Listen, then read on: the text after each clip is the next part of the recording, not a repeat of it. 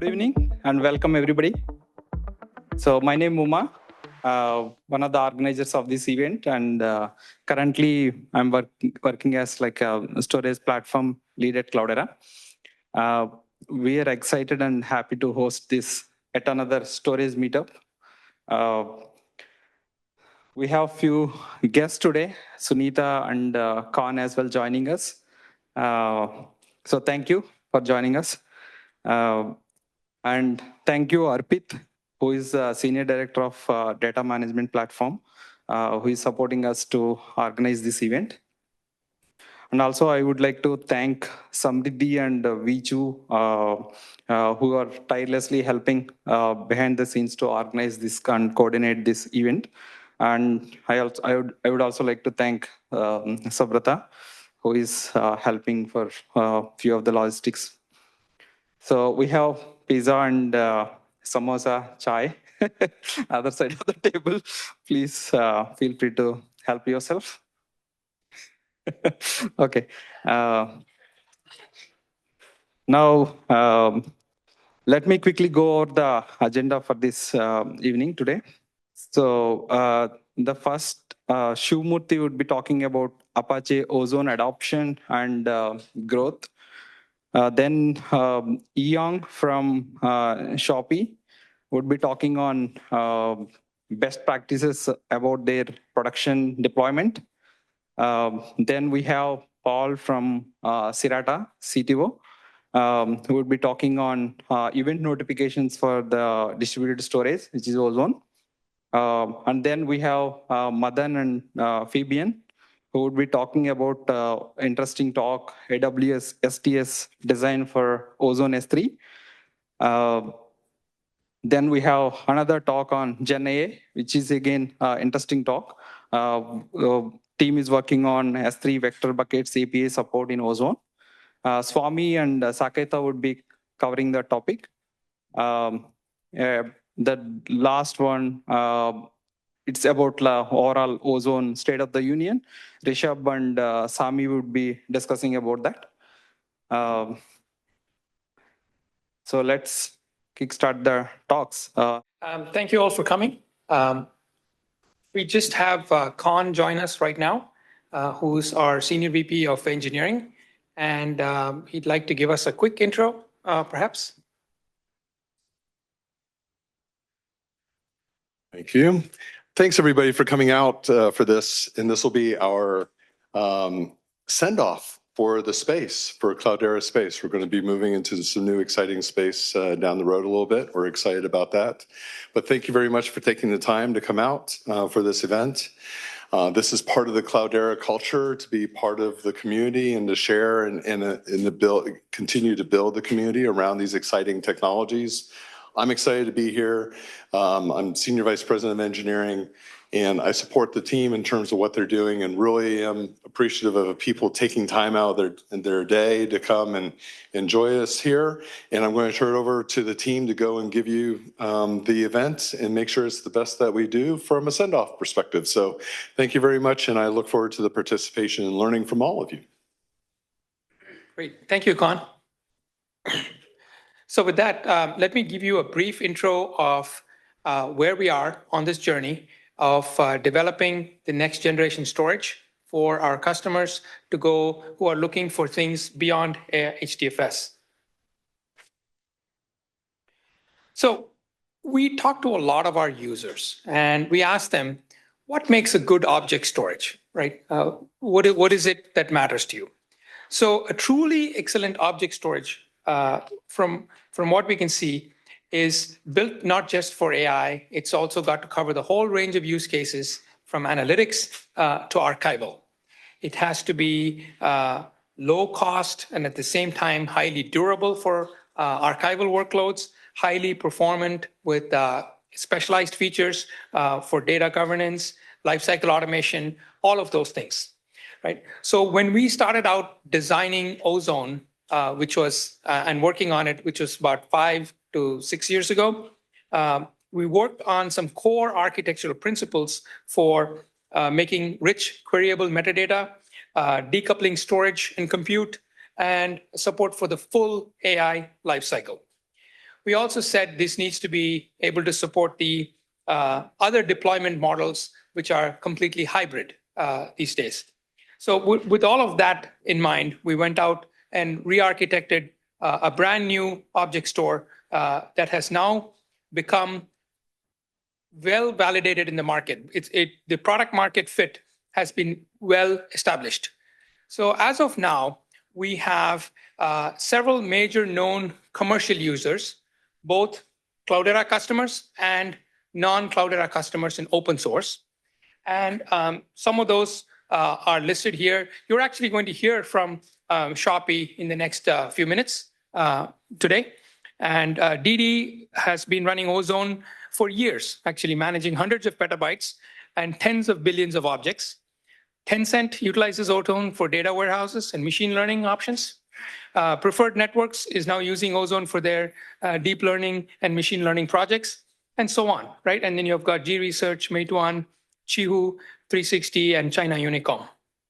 Within our own install base, we have various segments that are now using Ozone: banks and credit cards, streaming media, telecom, stock exchanges, all of them. We have roughly 1.25 exabytes, 1,250 petabytes of Ozone right now within our install base. We have roughly 10 to 15 customers, well over 100 nodes each. And we have a few customers pushing 1,000 nodes already in production today. So this validates that we have a really good product market fit, and people are using Ozone for various use cases. Let me highlight two significant cases. Right? One use case was Vodafone Idea. Vodafone Idea is one of the three major players in the Indian telecom market, with about 20% market share, about 220 million customers in India. This is a significant player. This is a large company. And they decided they wanted to completely upgrade their storage infrastructure. At which point, our team set to work, and it was roughly a year, maybe 12, 15 months journey. During this time, we ended up reducing operational costs for them somewhere between $20 and $30 million, and in hardware, licensing, infrastructure costs, and improving their storage efficiency.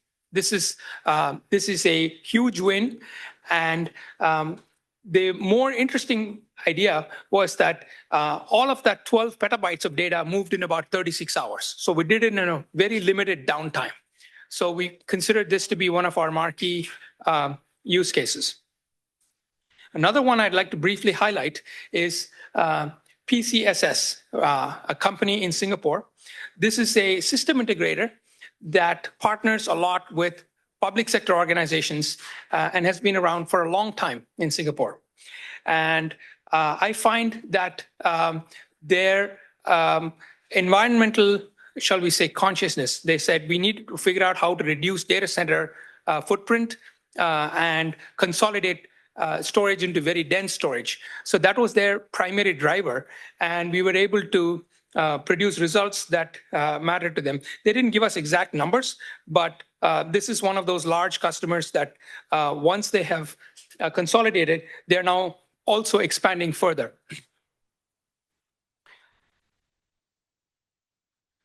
Okay.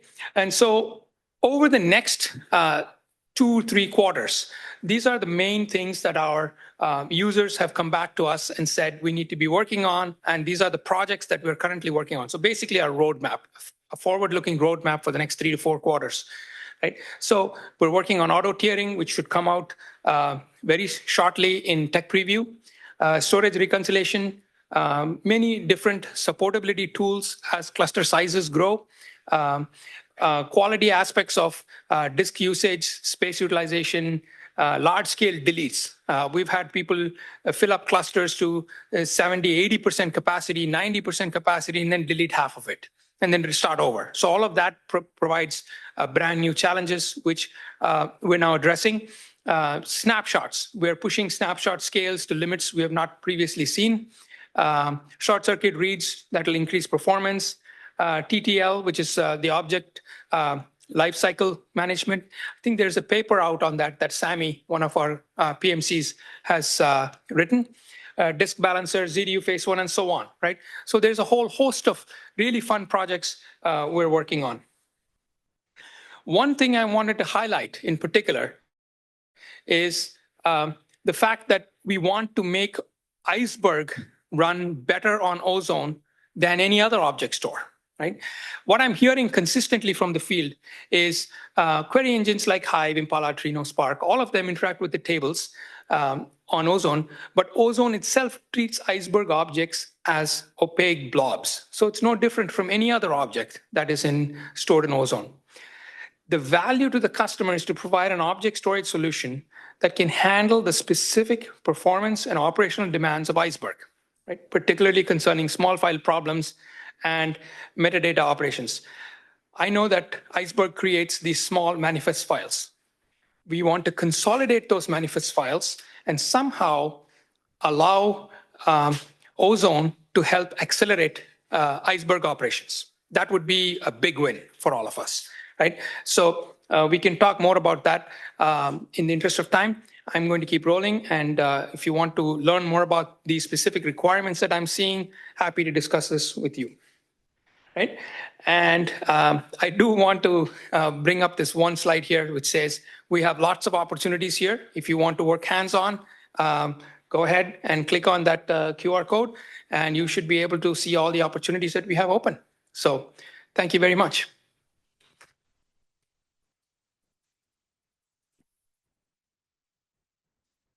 Thank you, Shiv.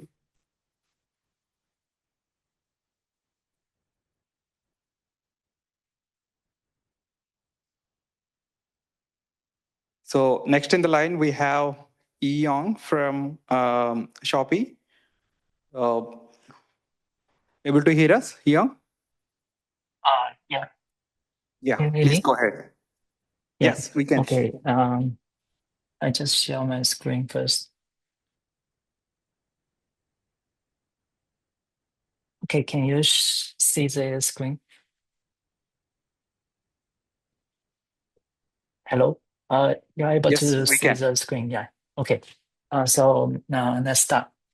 So hello everyone, and thank you for joining. My name is Yang from Shopee, and today I'll be sharing our practical experience operating Ozone at scale, the challenges we encountered, the features we built, and the best practices that help us grow Ozone into a reliable storage layer for our business in Shopee.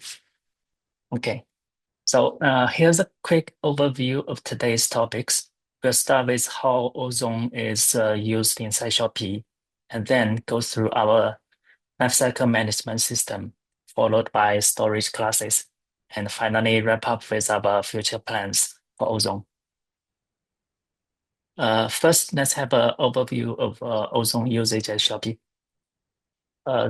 This timeline illustrates our evolution with Ozone. We adopted Ozone 1.0 in February 2021, upgraded to 1.2 in June 2022, which required downtime because it involves migrating. Please post your. Oh, okay. Upgraded to 1.2 in June 2022, which required downtime because it involved migrating from a non-HA deployment to HA architecture. And finally, 1.4 in July 2025, completed without downtime, marking our first fully in-service upgrade. So this journey reflects our increasing confidence in Ozone maturity and stability. Okay. This one is for, oh, I think missed one slide. Sorry. This one. At Shopee, our Ozone code base closely follows the community's latest stable branch. On top of that, we also maintain our internal features, backport critical fixes and improvements. And also we contribute patches back to community when possible. We've also extended Ozone as with internal capabilities such as authentication and authorization, traffic control at S3G, and lifecycle management and storage classes. These two features will be illustrated later, and also several other customer optimizations. All this help Ozone to fit into Shopee's infrastructure and the security requirements. Okay, this one tells about our Ozone cluster. So our cluster is deployed geographically distributed across multi countries and IDCs, totally over 100 nodes. In the main cluster, we have 3 OM services, 1 SM service, and users are accessing our cluster with S3G or via Ozone APIs. So in terms of the data scale, we store billions of objects and utilize more than 10 PB of storage. Next, I introduce how we design and implement object lifecycle management inside Ozone. This feature comes with the background of 2 main pain points. One is a large volume of unused objects accumulated over time. And the second is a user had no self-service way to clean themselves. So they need our developers' help to help them to clean them. To solve this, we developed an automatically lifecycle management service capable of applying user-defined cleanup rules, deleting expired or unused objects, and utilizing tagging, which is also supported by AWS S3. So this feature significantly reduces manual workloads and improves storage efficiency. Our lifecycle system is designed to be compatible with AWS convention. This slide showed an example of AWS lifecycle configuration using rules, filters, transition, and expiration. And this inspired our own architecture.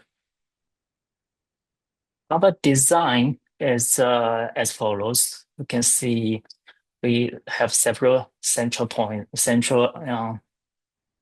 design point, which is the lifecycle rule, which are bound to buckets and communication protocol between the Ozone clients and OM and between AWS clients and S3G. And the last is the retention service, which is backed by RocksDB that processes rules periodically. And this structure ensures the lifecycle operations are reliable, scalable, and consistent. This one is an example of the how users set the bucket lifecycle configuration via AWS 3 API.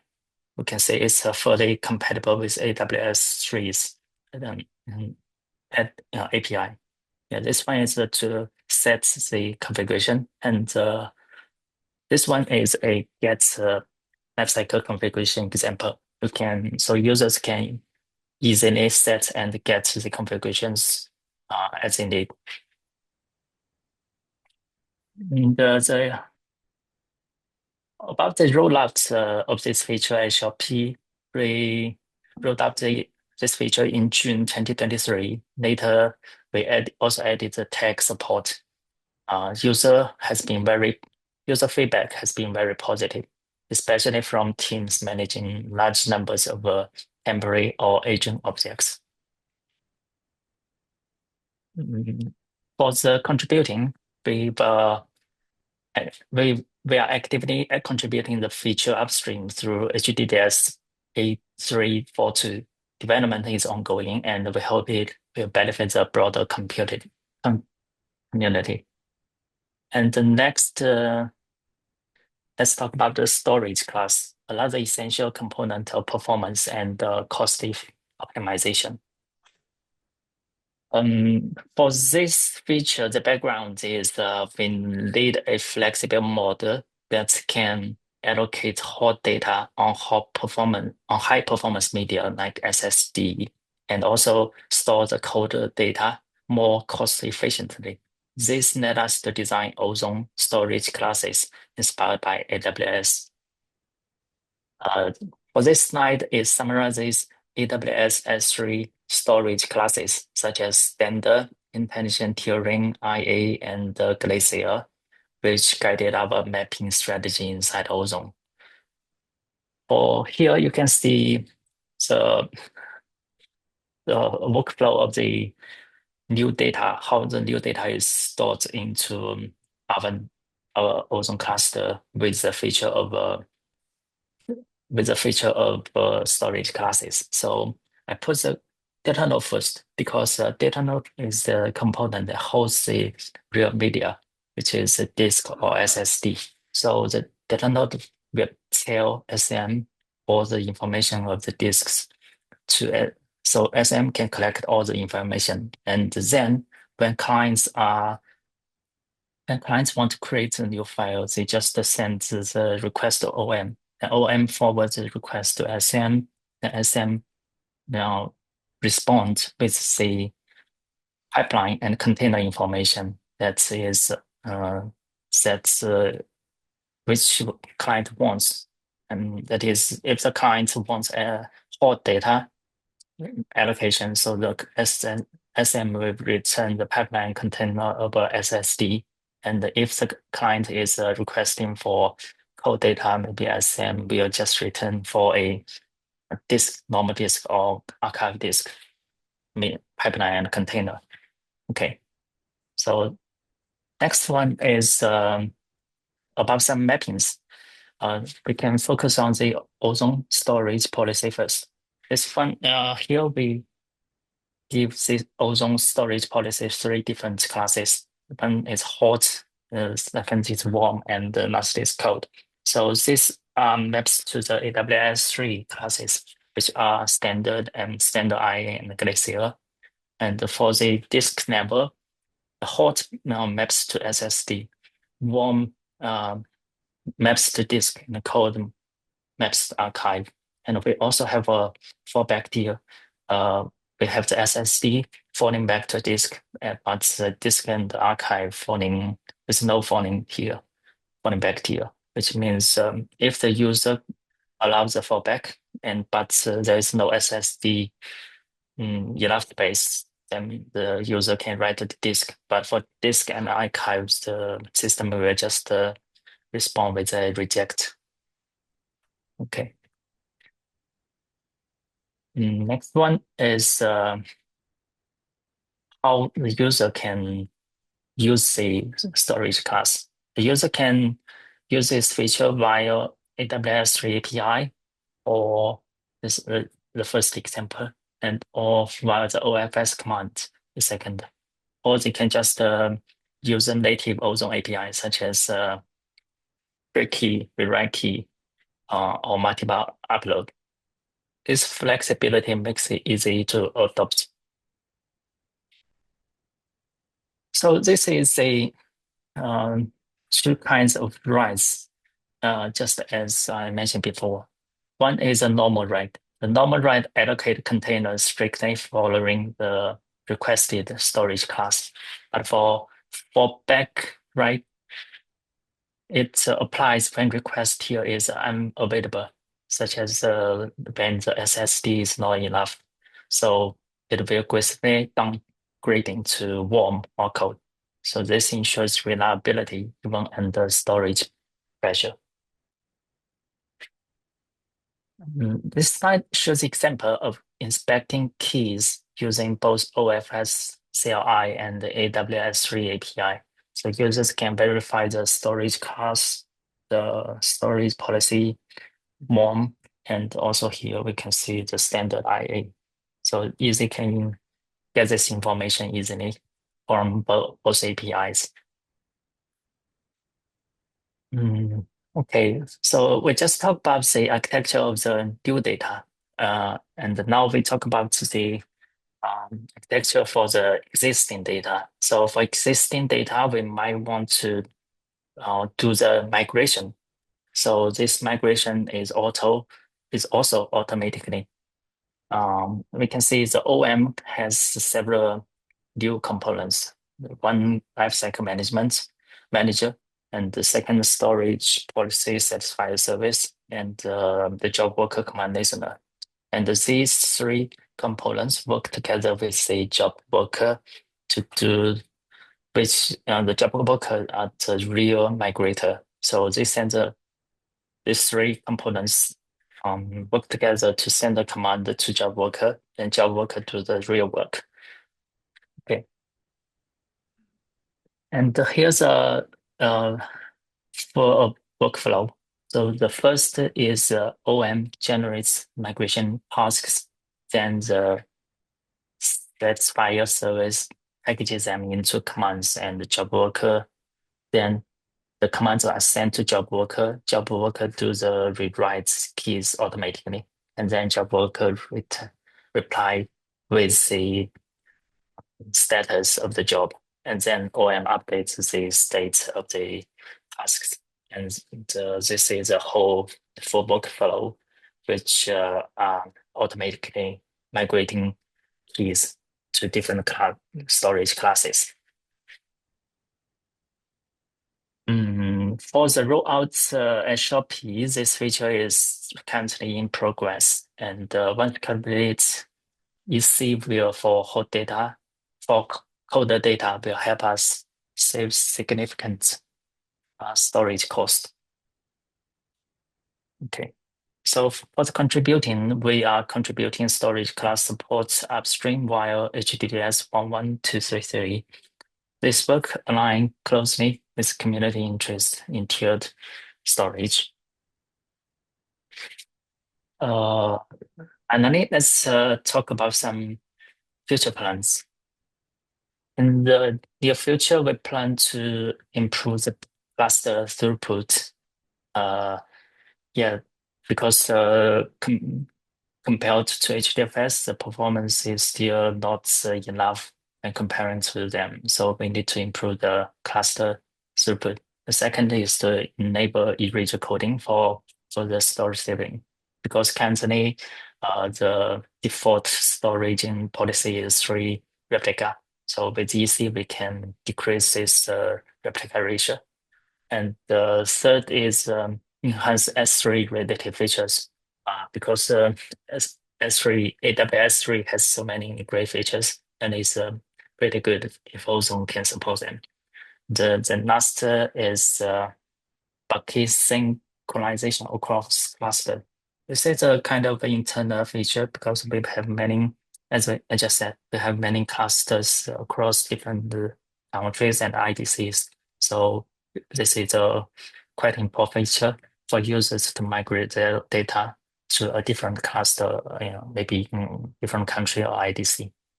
So these steps will further strengthen Ozone's role as a scalable and resilient storage platform. So thank you for listening, and that's all for the sharing. Any questions?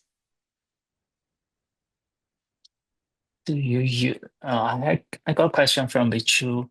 Do you use Ozone as a cloud object store, or do you use Ozone as a replacement of HDFS? Basically, I think it's kind of a supplement of HDFS, because at first all of our users are using HDFS, and later we deployed Ozone, hoping some users can migrate their jobs to Ozone, because HDFS has their limitation, especially for small files or small requests, something like that. But Ozone can handle it well. So we hope the users with too many small files can migrate their jobs to us. I think many Hive teams and Hoodie teams are migrating. That's better for them to use Ozone than HDFS. Yeah. So any other questions?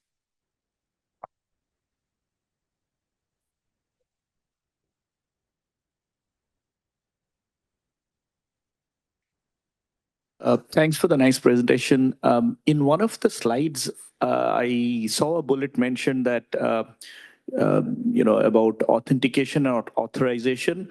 So is it that the authentication and authorization doesn't exist in Ozone natively and Shopee has implemented it, or is it something which exists natively? You just called it out.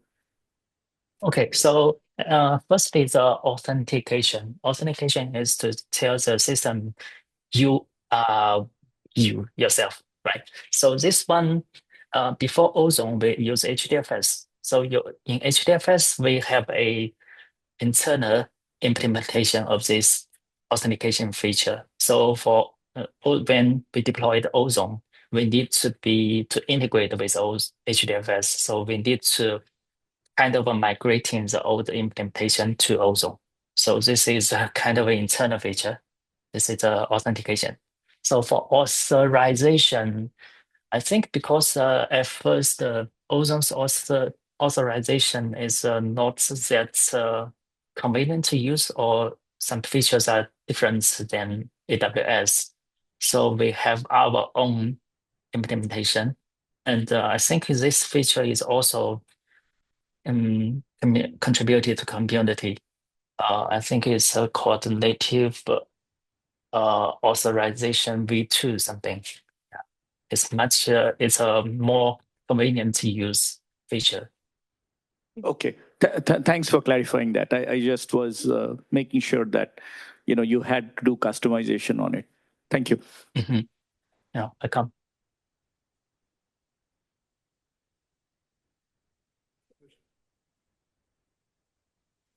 Yeah. Ozone natively support Kerberos authentication. Yeah. So that will be true with any Ozone implementation, any like clients or anybody implements it. So like there would not be any additional work needed for any implementation. Correct. As long if it's native, then why is calling it out? Oh, sorry.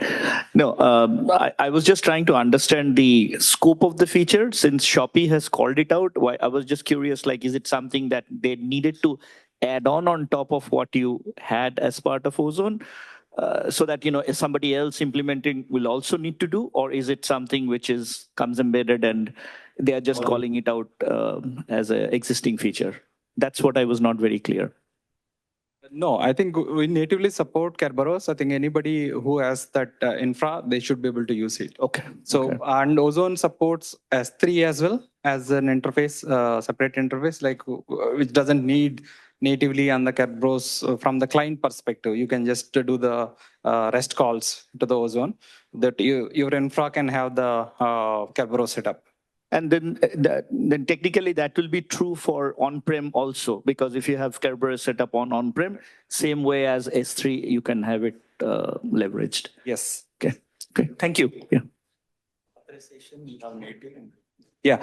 One more point to clarify is that for authorization, we have both native authorization and Ranger-based authorization. Yeah.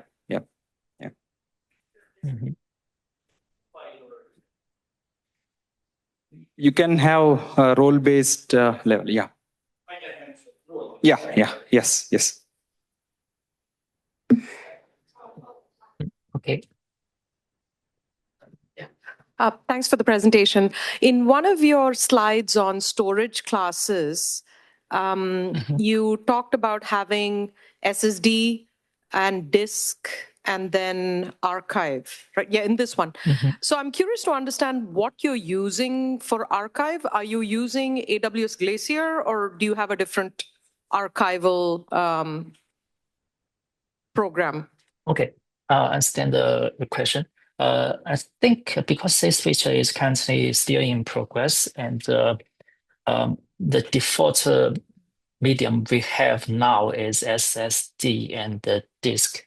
And for archive, we might plan to use EC or the MR. I mean, the hardware team might find us a some machine with larger but more cheaper disks. I mean, kind of like the archive disk. This as but it's a new machine. Yeah. Thank you. Mhm.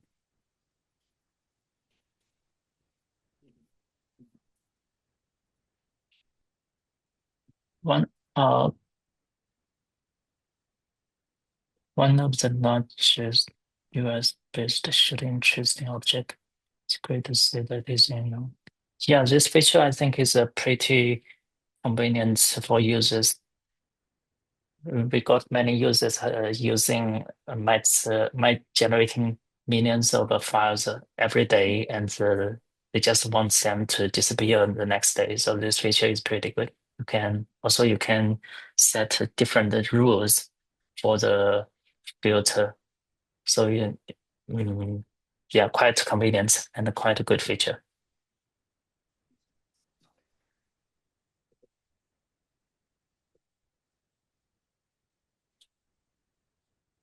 Any other questions?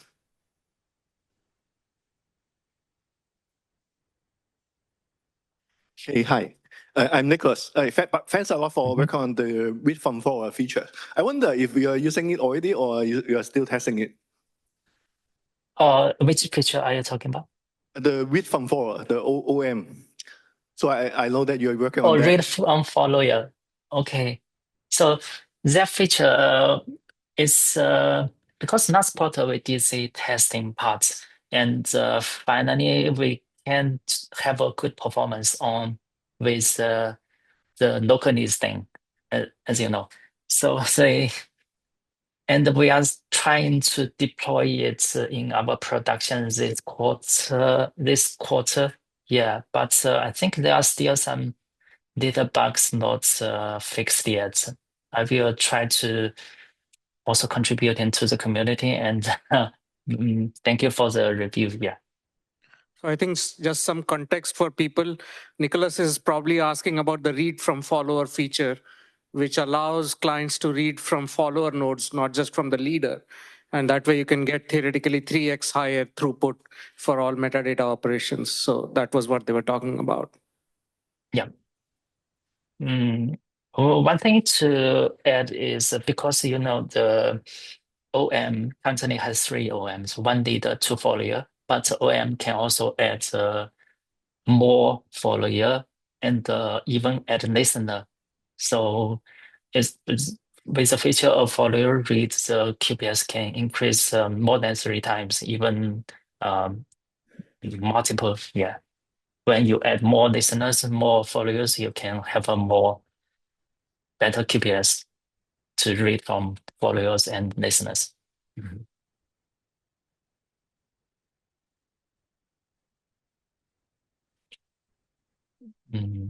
Okay.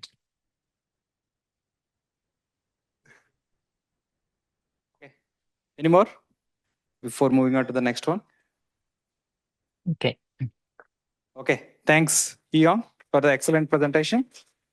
Okay. Thank you, everyone, for listening. Yeah. Okay. Next one in line for us, event notifications for distributed storage, Ozone. So from Paul, who is the CTO of Sirata. Thanks, Uma. I think I've got my technical connection sorted here.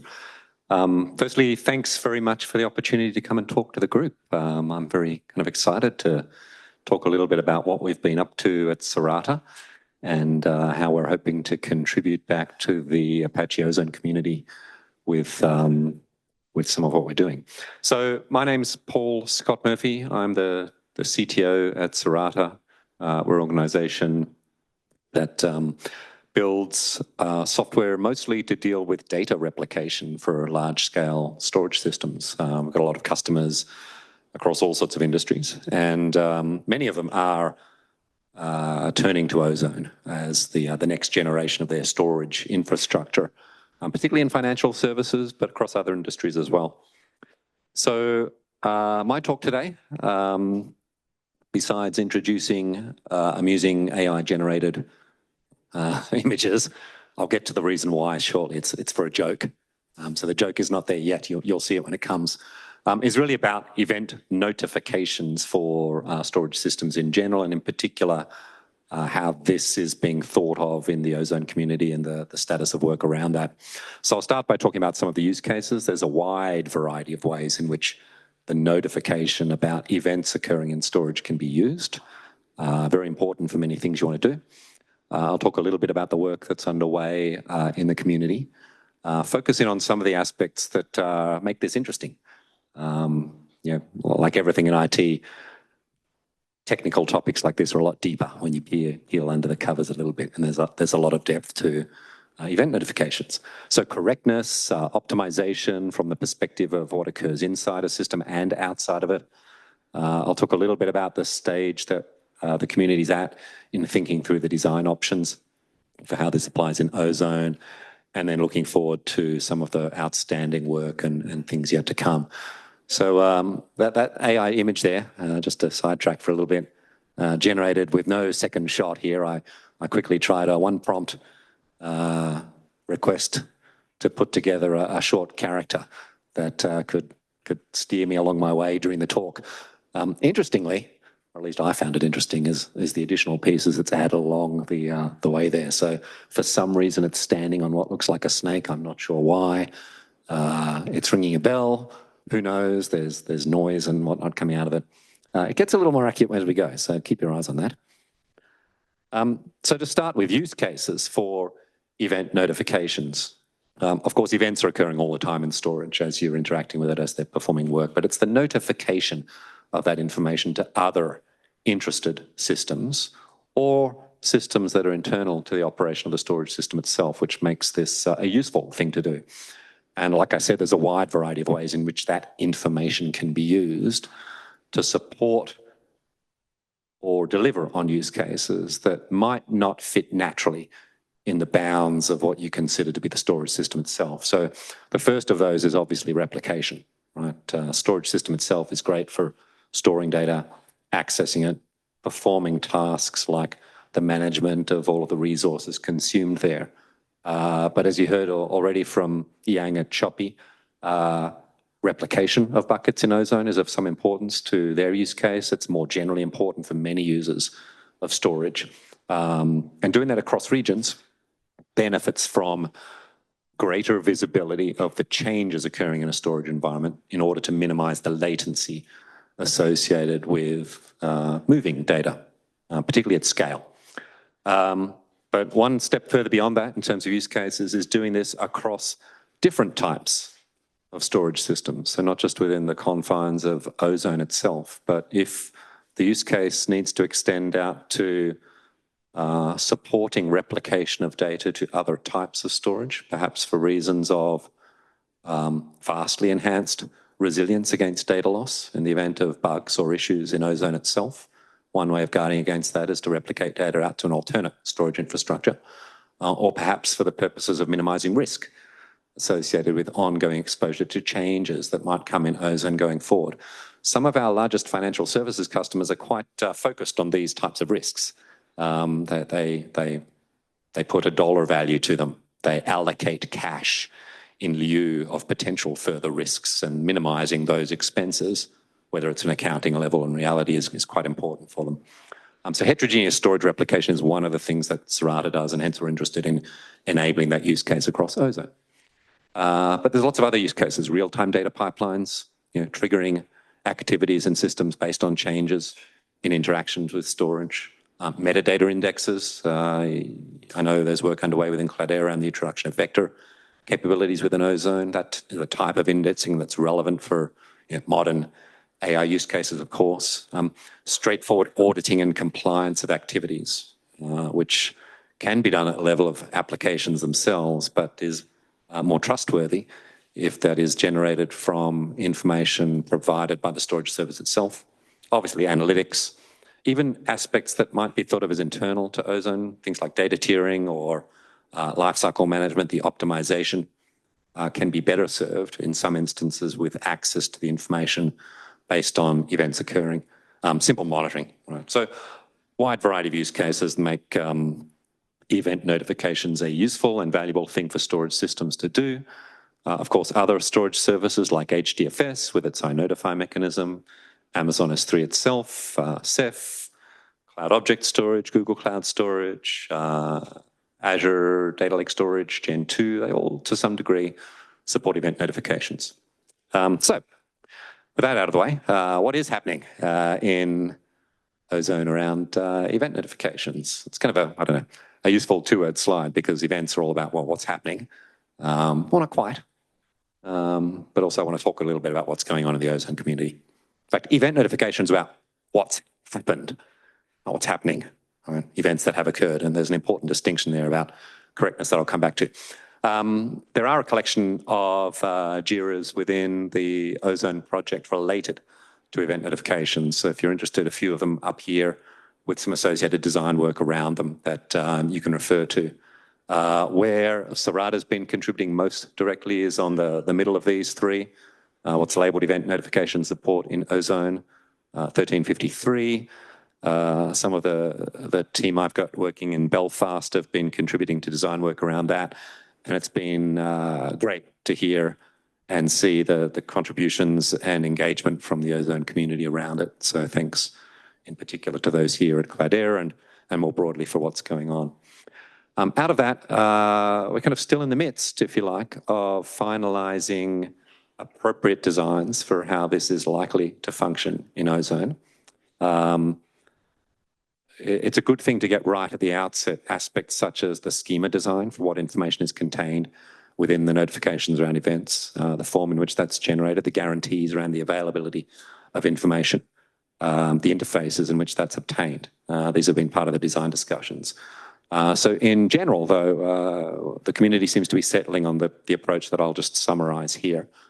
So basically, when enabled, this is something that's an optional aspect of operating an Ozone storage cluster, the Ozone Manager instances generate and persist a bounded sequence of events, bounded in the sense that it's configurable in terms of the number of events held and first in, first out for what gets dropped once you've exceeded that limit.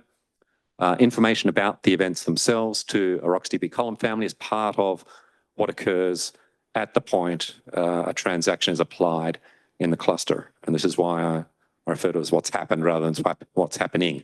The event notifications relate to what will occur by guarantee on the transaction outcomes for the events associated with relevant requests made by applications. So that's straightforward, right? We're generating information, holding it in state in RocksDB within the context of an Ozone Manager as a leader. And then the consumption of those events is going to be performed in an arbitrary way by plugins that run in the Ozone Manager process, although there's been some discussion around whether that should be out of process, in process, how that occurs, the cons and pros of each of those options. But those plugins will be capable of consuming and processing that information however they see fit.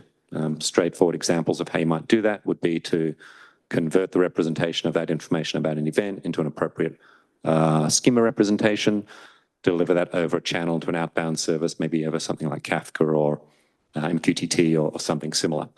So the processing being separated from the storage of information about events is an important part of that design choice. Helps keep the abstractions clear and the isolation of responsibilities across components such that it's easy to change in the future if additional requirements come up that simply weren't thought of at the time. The basics of that schema for the events include a transaction identifier in order that you can manage your own processing around the sequence of events that occur, because there's a sequence associated with this. Again, I'll come back to that. The type of command that resulted in the event. Obviously, the volume bucket and key names to identify where this is occurring within the storage environment, creation time for the operation being performed, and some command-specific extra arguments because there's different types of operation state associated with the different types of activities that applications perform through Ozone. So here's the amusing icon.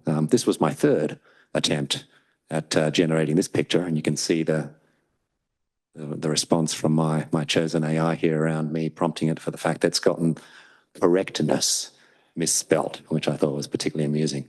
So after prompting it 3 times, it still gave me that. I went with it. I thought it would be an amusing thing to show us today. But correctness of event notifications is critical for many of those use cases.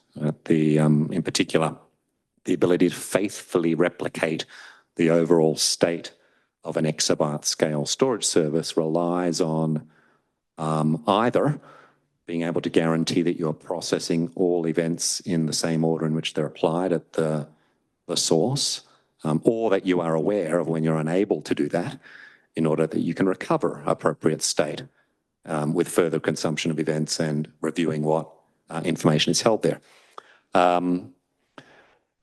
So there's lots to consider in the design work around using and processing and generating events for Ozone. The ordering of events, obviously critical. Some other types of storage service don't provide the same guarantees that would be required of Apache Ozone in order to confirm ordering. Think of something like Amazon S3 in particular. It does generate events about operations being performed on individual objects, but makes no guarantees about the relative order of events on independent keys. Right? So object identifiers, they're called in Amazon S3.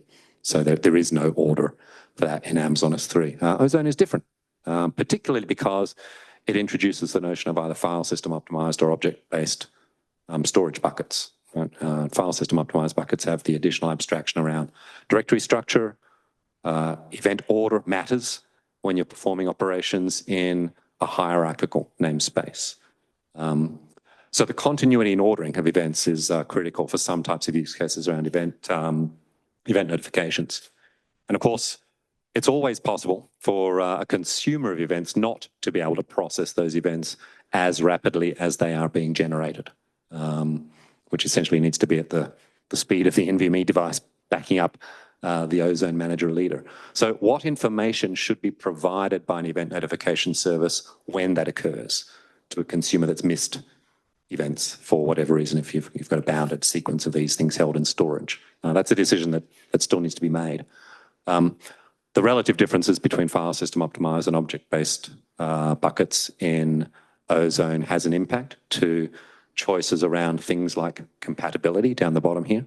I've already mentioned Amazon S3 as an example of a storage service that doesn't provide the same ordering guarantees that Ozone does. It has some other differences around the fact that there are both FSO and OBS buckets. I've got a slide on that shortly.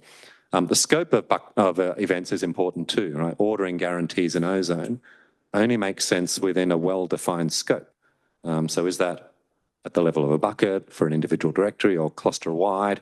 How does that change in the future? Perhaps when you want to extend beyond a cluster, when those capabilities come to Ozone, or when you want the ability to have different policies apply at the level of individual buckets. So the ordering of events, right? What order applies? Is this relative to just other events occurring in the bucket, or is it across my cluster? Those types of decisions still need to be made. Right, so lots to consider. There's a lot of depth and complexity to event notifications. So just as an example, here we go, another character generated by AI.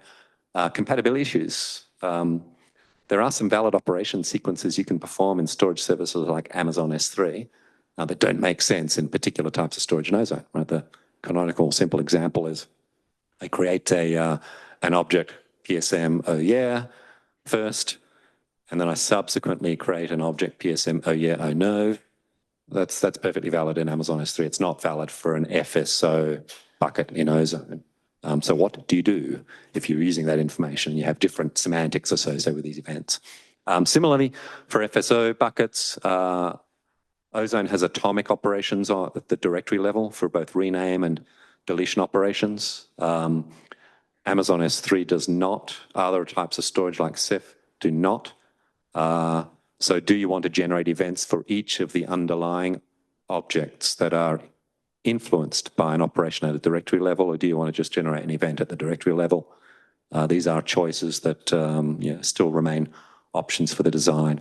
So overall, these are not significant, right? The appropriate trade-offs can be made around those choices, but it's important to recognize that Ozone, by the design decisions already baked into it, will have to make trade-offs in implementing event notifications.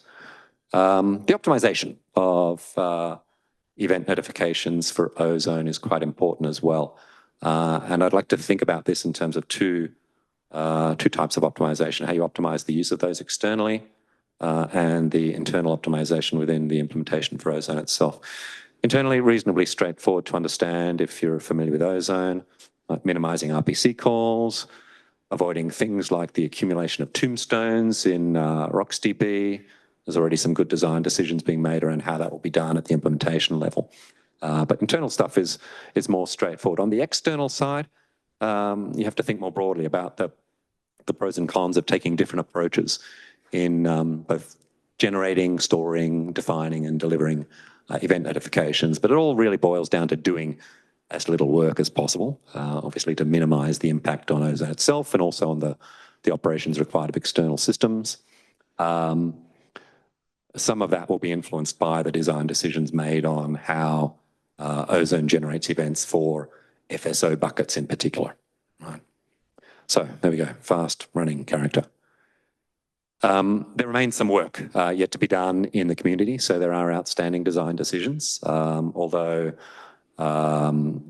associated with those tickets I showed you before, there are prototype implementations for a variety of options on event notifications.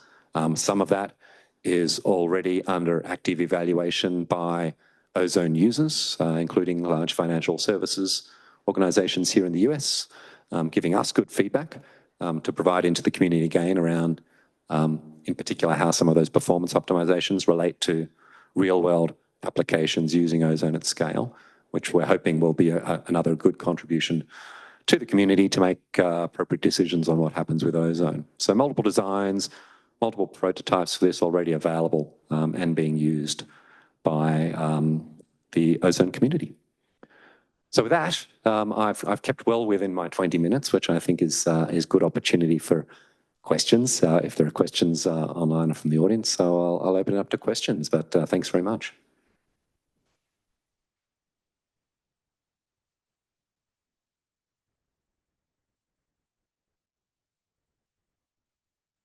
Trying to see if I can keep my eye on what's happening in the chat here. Nothing there yet. Question? Yeah. So on the event, what is the scale that you have tried out with, like the number of events per second? And, did you encounter any kind of scaling issues in terms of the throughput of the number of events per second that you're generating and then, storing? Okay, I can tell you what we're aiming to support with how Cirata's products use event notifications from Ozone, and therefore what Ozone itself needs to support. We work with customers that have already got production-grade deployments of Apache Ozone on the order of 100 petabytes, so kind of in the mid-tier of Cloudera customers in general. If you put your outliers, it's a typical power distribution.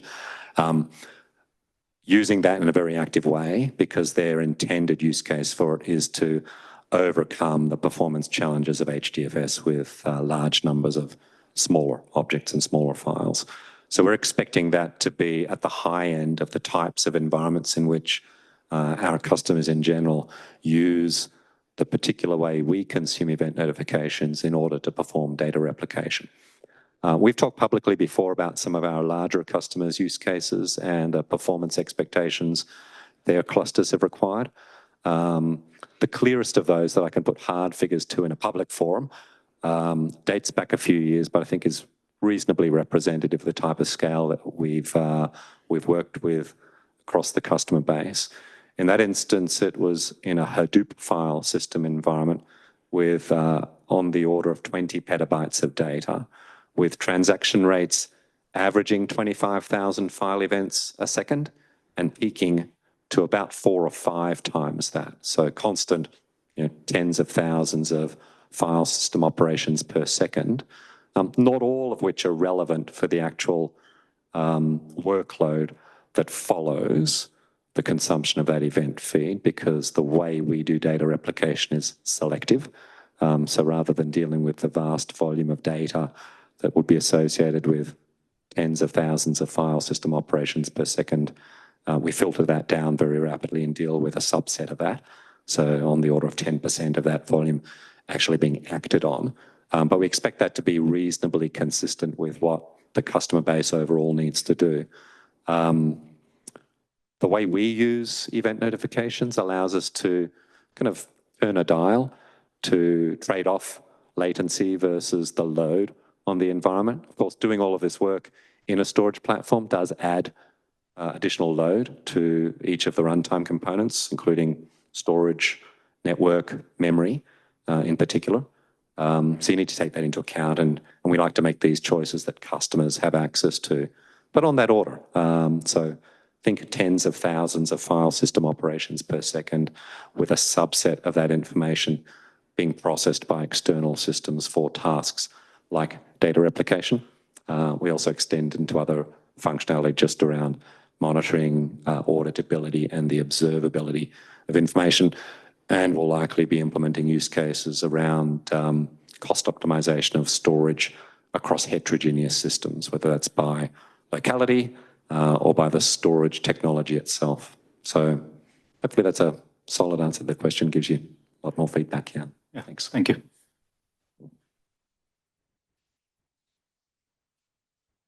All right. Number of questions in the chat. I'll attend to that. Thank you. All right. So question here from Venkat asking, is the notification column family on the Ozone Manager RocksDB? And then if so, how are we ensuring the notifications do not grow beyond a certain limit? So I'll answer that in order. Firstly, yes, a column family on the Ozone Manager RocksDB database. The mechanism by which the implementation is looking, and again, these are design decisions not yet finalized, to limit that is a simple configuration property that sets a number for the size of that FIFO-based sequence stored in that column family. It will then be up to the Ozone Manager instance itself and the implementation of how it services those events to retire or clean up old event notifications stored in that column family. So the guarantees around that are essentially to be able to respond to the user's configurable limit on the number of events that are present at any point in time, so that if they stop processing those events, they can come back and review older ones using the transaction identifier to identify the point from which that consumption should take place.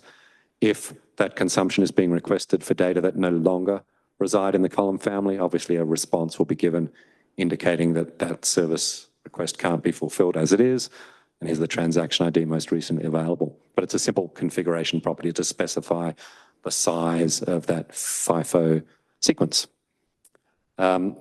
Second question here from Ramesh, asking if the events can be selectively created or filtered, and how is that done?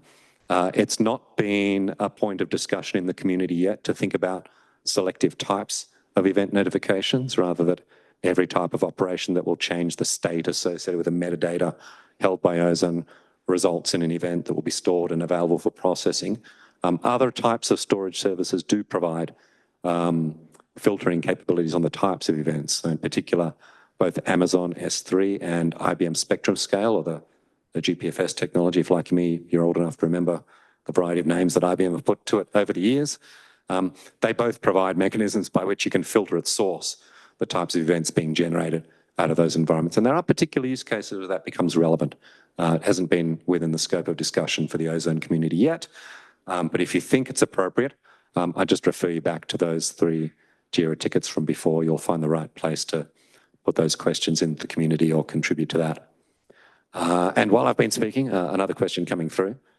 So from Wei Chu, are there other features you guys would like to contribute or collaborate? Yes, of course. We've got lots of ideas, lots of ways in which we think it's good for Ozone to improve on what it's doing, and hopefully these are well aligned with users' expectations and what the community is looking to do as well. So we would be very pleased to continue to contribute and collaborate. I won't talk about the specifics here, given that this topic of my talk is probably going to get a little blown away if I talk about the breadth of things that we'd like to do. But in essence, yes, and that will all be customer and community led for us. So I think no more questions on the chat. I didn't want to be the first questioner this time too, so that's why I was pausing. Now the questions are covered. It's not a question. Actually, I just had thought to just share with you.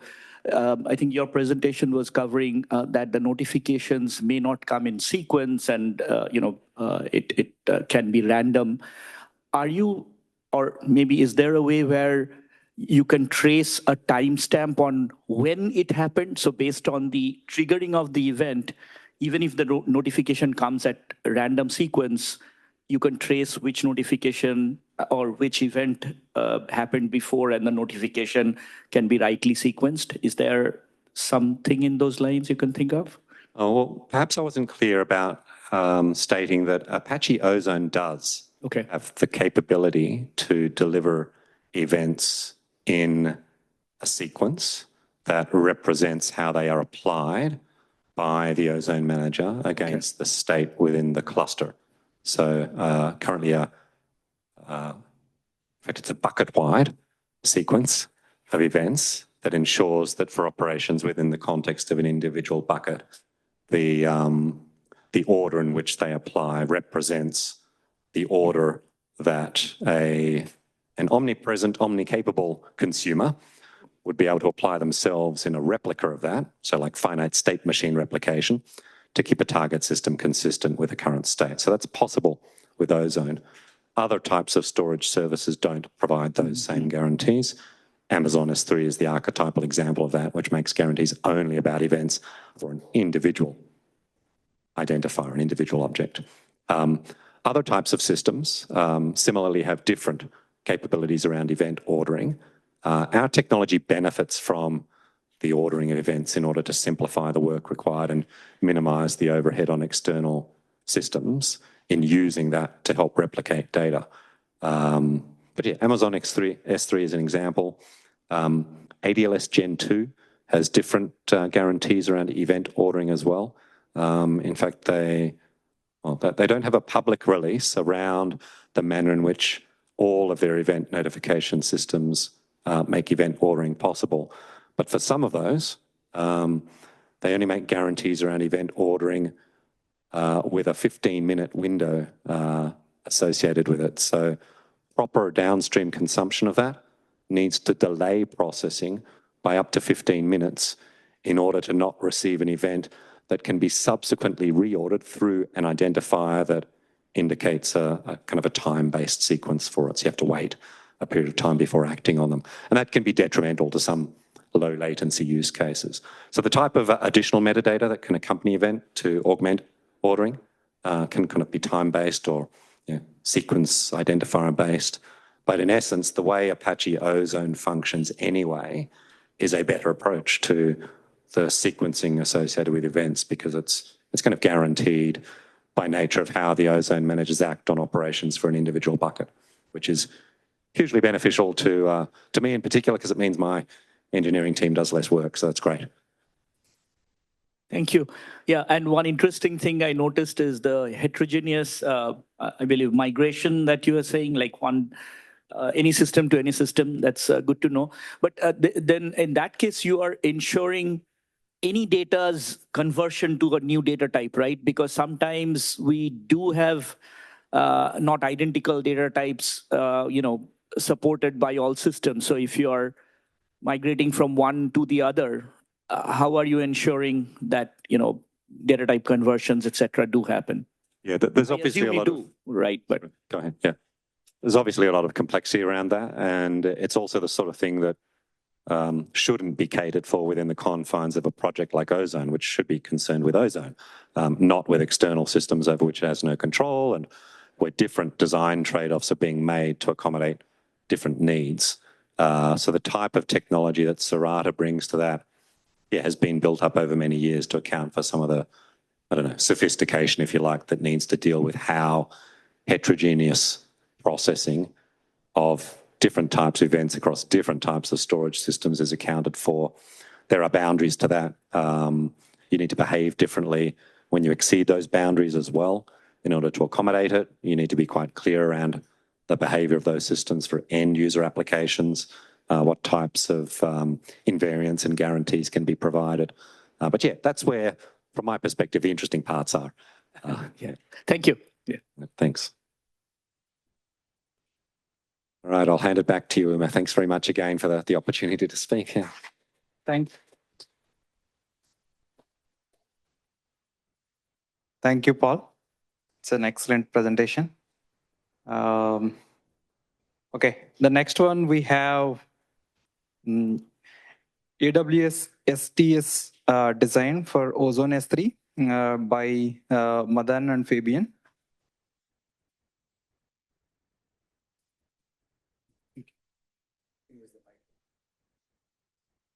Hello, everyone.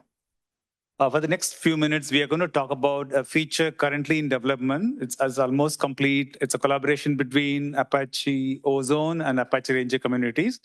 I am Madan Nitiraj. I focus on security and governance aspects of the big data stack in Cloudera.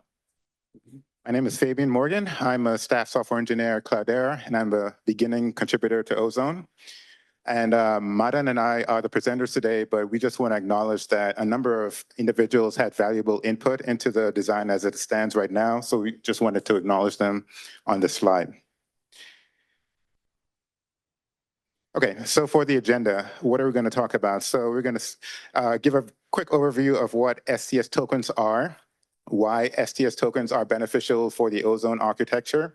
We're going to dive into some specific design details and end with a demo. Okay, so what are STS tokens? So Amazon has an API specification called the Security Token Service, and it provides temporary limited privileged credentials to various resources, from a minimum of 15 minutes to a maximum of 12 hours. So in Ozone's case, they'll provide temporary access to Apache Ozone objects. Now, in contrast to permanent S3 credentials, these STS tokens will not be stored in RocksDB for the majority of cases. In the rare case you need to revoke a token, it will temporarily be in the RocksDB until it expires. And so these tokens allow you to have privileges available to a role which is defined in Apache Ranger with the option to further restrict the privileges as needed. Okay, so why are they beneficial? So one, it'll help Ozone to become more S3 compatible. A lot of S3 users use STS, so having that functionality in Ozone will hopefully make it more adopted. And another use case is for credential vending for data lakehouses. So Iceberg allows you to have large analytical tables in the cloud storage like Apache Ozone. But for security reasons, you don't really want to give permanent S3 credentials to computing engines or query engines. So this is a use case where STS can help. So the query engine like Spark or Trino can make an API call to, for example, get table metadata and contact the Iceberg REST catalog, which will get the temporary credentials from Ozone using an API called assume role. It will provide the location of the table metadata as well as the temporary credentials back to the query engine. And now finally, the query engine can use these temporary credentials to access Ozone, the tables in Ozone. And automatically, when the query engine is done, the temporary credentials will eventually expire. Okay, so let's get into some design details. There'll be a new /STS endpoint in the S3 gateway, similar to what Amazon has. And out of the number of actions for the STS specification, we're initially going to support the assume role, which most likely is the most used. By the AWS specification, there are two required fields, the role ARN and the role session name. The role ARN is essentially an identifier for a role which will be defined in Ranger. So we take the suffix of that and it needs to match what is in Ranger role.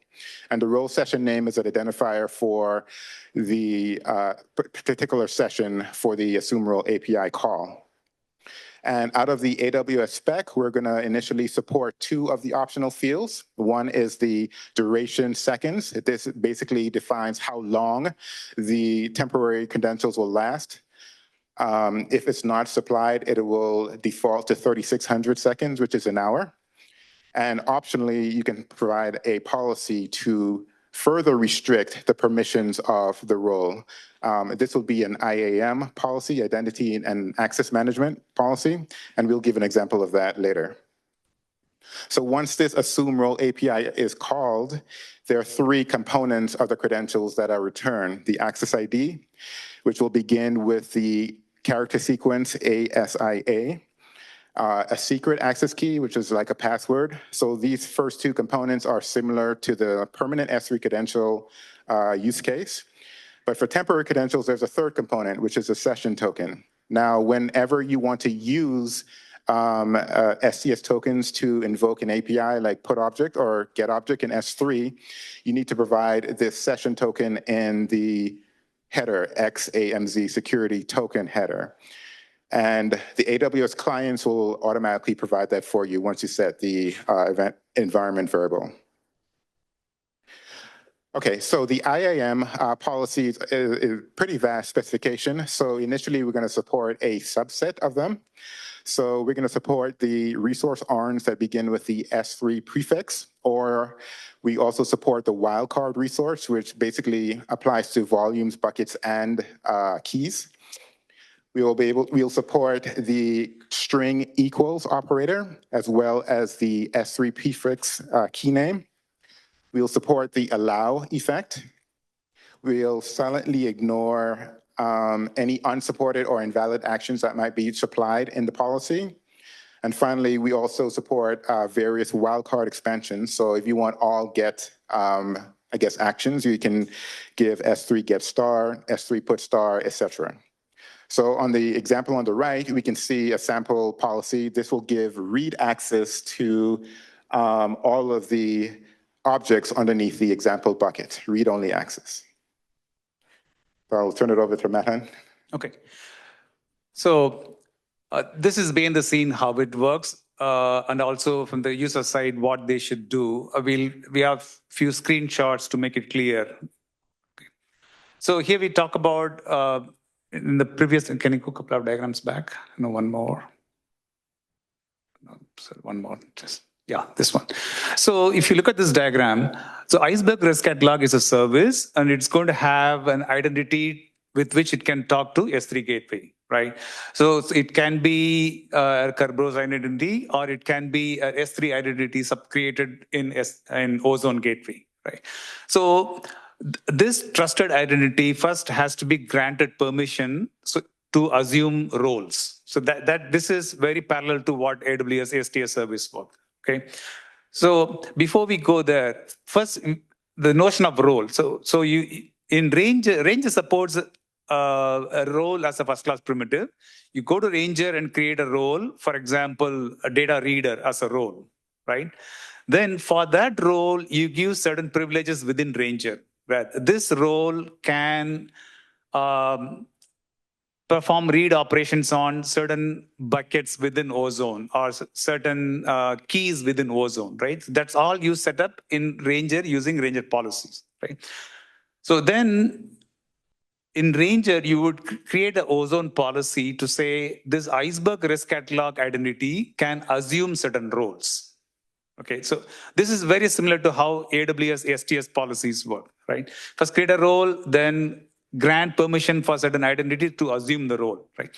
So this assume role API, like Fabian showed earlier, right? As a part of this API, you specify a role you want to assume, and also you can further restrict the scope, what objects the token generated token should be allowed to access, and how long they should be, the token is valid, and what operations are allowed there, the read, write, whatever the operation you want to restrict to, right?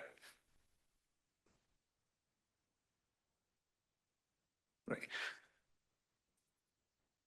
So behind the scenes, how it is implemented is Ozone supports an authorizer interface, which is implemented by Ranger. Okay, there's a Ranger plugin which implements this. And we are adding a new method in there, generate assume role session policy as the new method. Okay, this gets a request payload, which was sent by, in our previous case, the Iceberg REST catalog would send an assume role request with details like if the client asks for metadata of a specific Iceberg table, then the assume role request will include the table's S3 location with what operations they want to allow the user. In this, if they want to just allow read on the table, it'll specify all the S3 get operation, right? So that'll be given to this authorizer implementation, generate assume role. Then Ranger implementation in turn will make sure that the user calling the assume role is allowed to assume the role, right? So in this case, is Iceberg REST catalog identity, can it assume this role, right? So that's the first part. If that goes through, then it'll create a JSON payload, which includes all the privileges that need to be given to the token, right? And that gets returned back to Ozone. Then Ozone will take that and encrypt that token and give it back to the caller, right?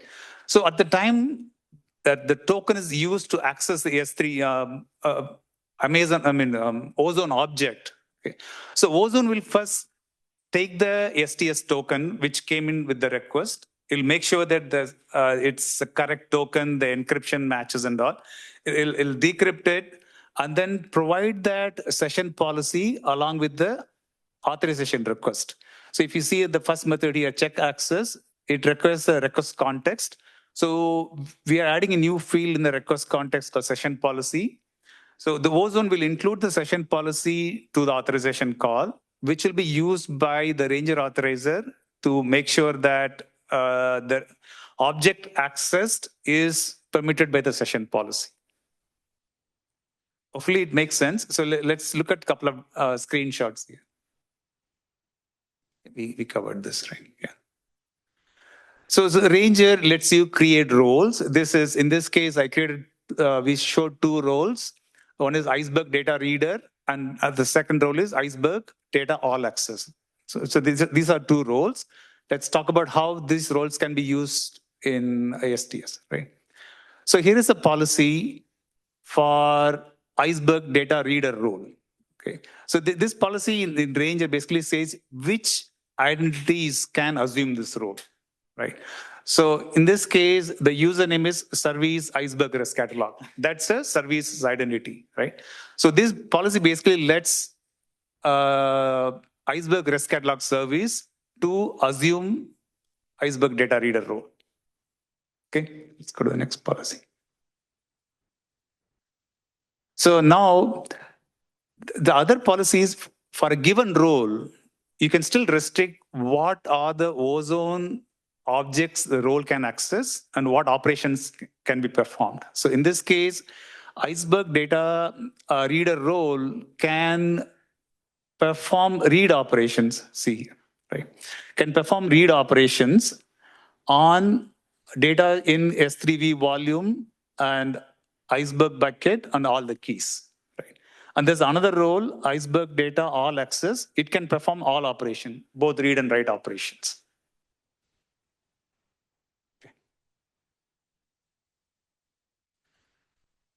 So this is like, we talked about this flow, but this puts everything in like one picture. At the top, the assume role call comes from a known identity, right? If you go back to our previous picture, it's Iceberg REST catalog, which is calling assume role with the payload, like a specific location and the operations which need to be allowed, right? And that call arrives at Ozone Manager and it calls Ranger to validate that the caller can assume the role. If it is valid, then Ranger plugin will generate a payload, session policy payload, right? And that'll be given back to Ozone, and Ozone will sign that.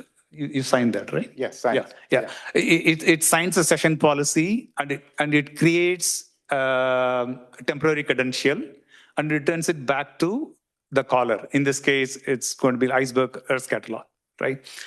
And Iceberg REST catalog in turn will return these STS credentials back to an engine like Trino or Spark, right? So that the engine can use that token to come back to Ozone S3 gateway, access the data for the Iceberg table. At that time, Ozone will take this STS token and then it'll make sure that the signature is correct. Then it'll include the session policy in a call to Ranger to authorize the access. And if the requested object is within the session policy, it will allow user to access it.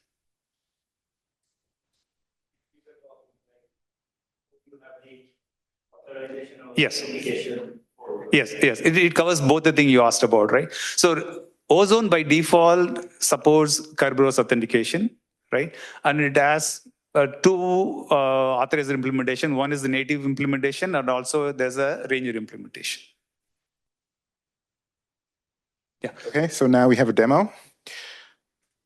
Okay, so in the screenshots that Madhan showed, there was a Iceberg data access role and a reader access role. In this particular demo, suppose you only wanted to have just a data access role and you wanted to scope down that token, scope down the permissions to a read-only role. So you'll only have one role, but you'll use the IAM policy to scope it down. So that's what this demo is going to show. So first, we view the roles and policies in Ranger. I clicked the wrong screen. So we go to, so there's an Iceberg data all access role. Then we have to look at the policies. So we have to grant the user, the service catalog user that Madhan mentioned, has to be granted assume role permission to the role, the data access role. And now we need to configure basically the resources that it has access to. So it's going to be this Iceberg bucket, all objects under the Iceberg bucket, and all permissions for those objects. So now we need to create a Kerberos principal in Ozone to be able to essentially vend the credentials. So first, I'm going to, in the Docker, is going to create the Kerberos principal. So with the short name service Iceberg REST catalog, now it's going to log in and authenticate as a Kerberos identity and get secrets, permanent S3 credentials for the catalog. Then we're going to configure the local AWS client to use those credentials, those permanent credentials, so it can call the assume role API. But first, I'm going to create the Iceberg bucket in Ozone so that the temporary credential will have the bucket to access. For demonstration purposes, it's going to upload a file into the bucket. So it's just going to cat a string and then upload the file.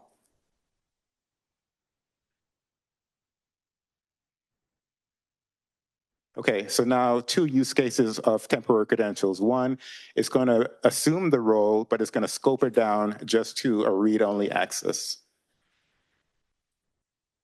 So here we can see the command, AWS command line, the Iceberg data all access, the suffix of the role ARN that needs to match what was in Ranger.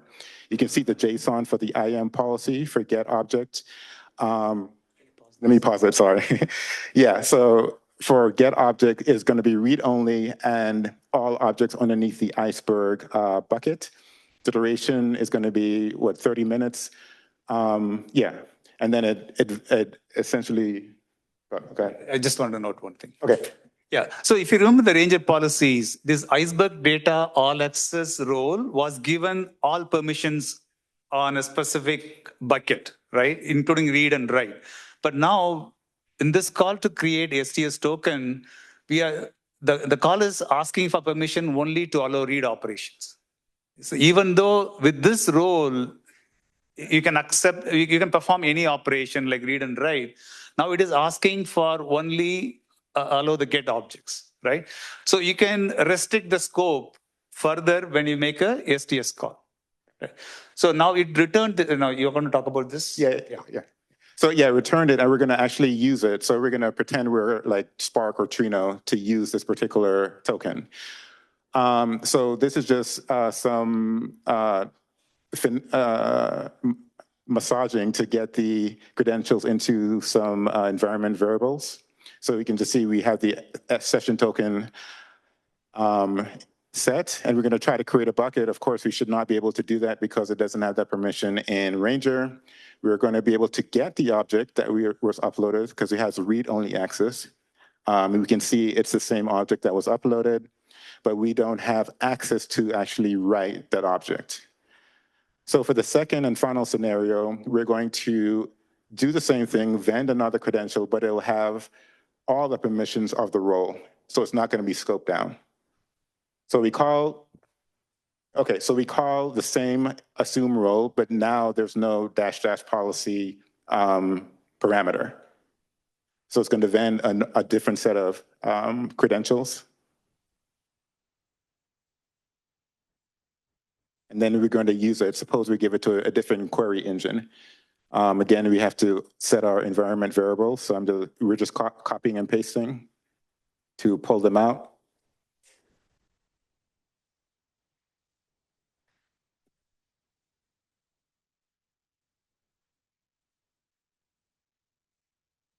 And you can see the token is quite a bit smaller. It's because it doesn't have the additional permissions for the IAM policy embedded in there. So we still can't create a bucket, but we can read the object like we did before, but this time we can also write the object, and we can also delete the object because we have full permissions that the role has. And that's essentially the end of the demo. And all the operations performed with the use of a session token, they will be logged in Ranger. So you can go audited in Ranger. So you can go and look at who actually created these session tokens and what operations were performed using session tokens. You can see that interactively via audit logs. Okay, and just to quickly finish, this slide just shows, because the person that's configuring these resources in Ranger will need to know the S3 action mapping to the Ranger ACLs. So this gives a sample mapping of that, and that's the end of it. Thank you.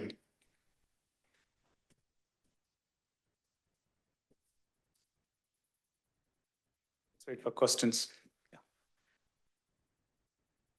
Thank you, Madan Fabian. So my understanding from the demo is there is no AWS service in the picture. You are using AWS client to talk to Ozone in an AWS friendly interface. Is that correct?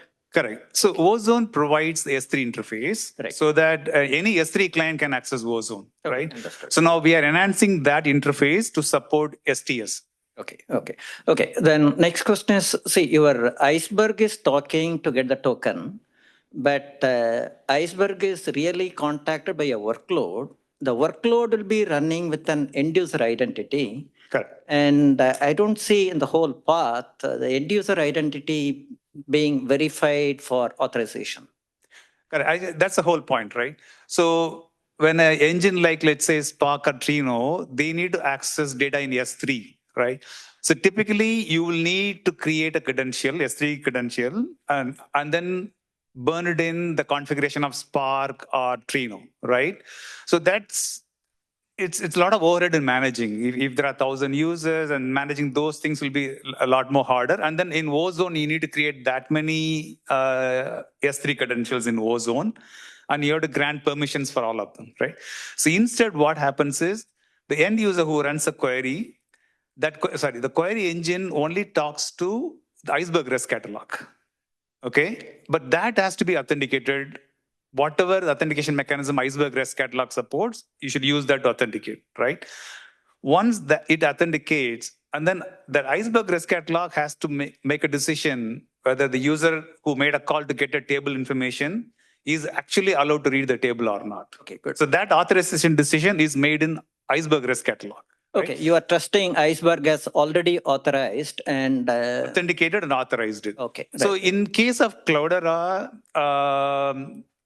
Iceberg REST catalog itself uses a ranger authorizer to verify that the user has, let's say, select access on the Iceberg table, right? If the user doesn't have that access, then they will not be even given the metadata of the table.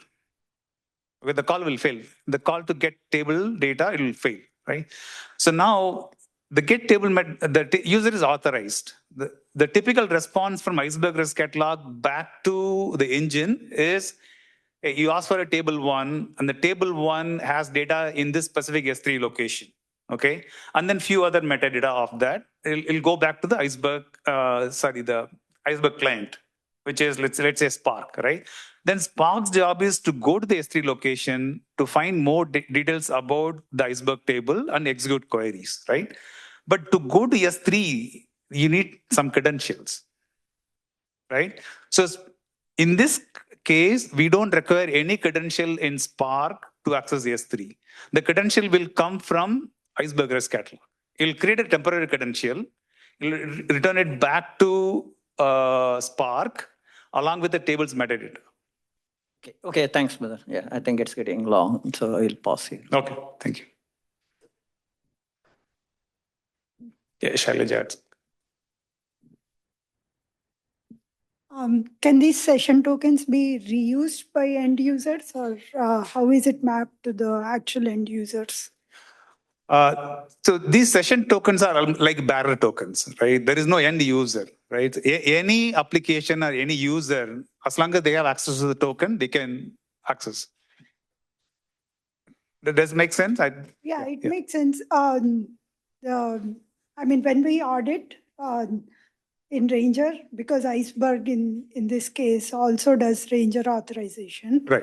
And we audit the end user for the Iceberg data. Correct. But whereas when we audit the Ozone resources, it will be the session token. How can we correlate these two?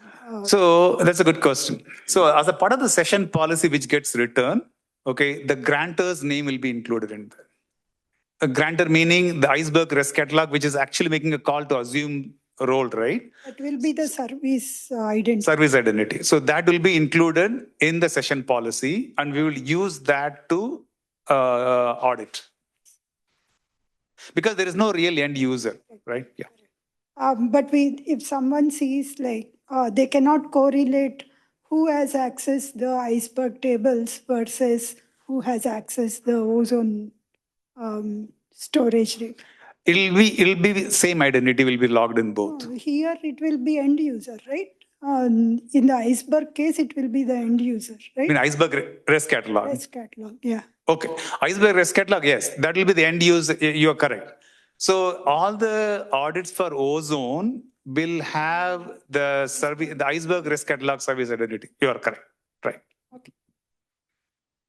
Then the reason is the Ozone itself does not know the end user who is running the query because they are not authenticating using their identity.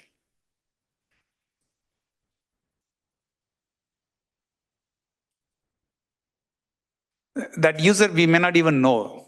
That's the issue, right? We are assuming that the Spark job which runs has a user which is known to Ozone. In this case, the Ozone doesn't even have to know about which user is running the Spark job.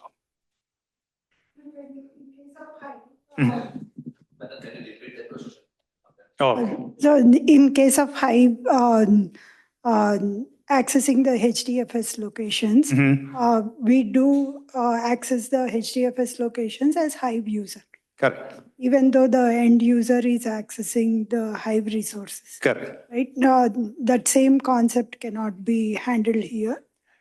There are two issues here. First of all, S3 access itself should support some notion of doers. I don't think S3 because the Spark is accessing S3 as using simple S3 port, right? So they may not even support doers. Even if somehow they do it, right? My question is the user who is running the Spark may not be even known to Ozone to make any authorization decision.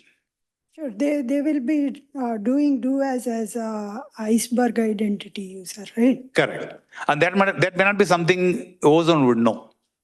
Ozone has to know Iceberg identity. Otherwise, how the assume role Correct. will. Iceberg service user identity, yes, they would know, but not the end user who is running a Spark, it wouldn't know. Right? For example, Spark could be running for all practical purposes, it could be running in Databricks. Correct. Right? So that user who is running in Databricks, that would not be known to Ozone. Sure, right? sure. Yeah. Okay, I think we're running 10 minutes late. Oh. So we can, I think Madan and Fabian will be around, I believe. So. Yeah, we'll chat. So. Is there any question on the chat? Oh, Sorry. there were, yes. There were questions. Can we take... Okay, we'll do that chat. Yeah. Okay, yeah. all right. Okay. All right, thank you. Thanks, everyone. I think you have a question, so we can take. Yeah. Thank you. Yeah. So thank you, Madan and Fabian. It's an excellent presentation. So the next one in the line is Gen AI S3 Vector Buckets API support in Ozone by Swaminathan and Saketa. Yeah, hi, I'm on the Zoom, if people are wondering. Hi, I'm Saketa. I'm a senior software engineer with the Ozone team, and Swami on the call is a staff software engineer. And today we are going to talk about a significant leap forward in storage for generative AI, which is S3 vector support that is currently being offered by Amazon, which essentially places the vector storage right beside data that is already available in S3. So this is a feature that is useful for many organizations and enterprises as well who have petabytes of data residing on premises. So we're going to talk about how we have achieved, how we want to have achieved feature parity with S3 for Apache Ozone. So Amazon had announced support for S3 vectors becoming the first cloud storage with native vector support.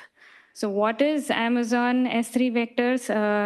So previously, if you had to run semantic search on your data, you had to manage a dedicated vector database and build ETL pipelines to move data, vector data, and sometimes even data into the vector database in order to run semantic search on your data. So with the introduction of Amazon S3 vectors, you now eliminate the need for managing a dedicated vector database.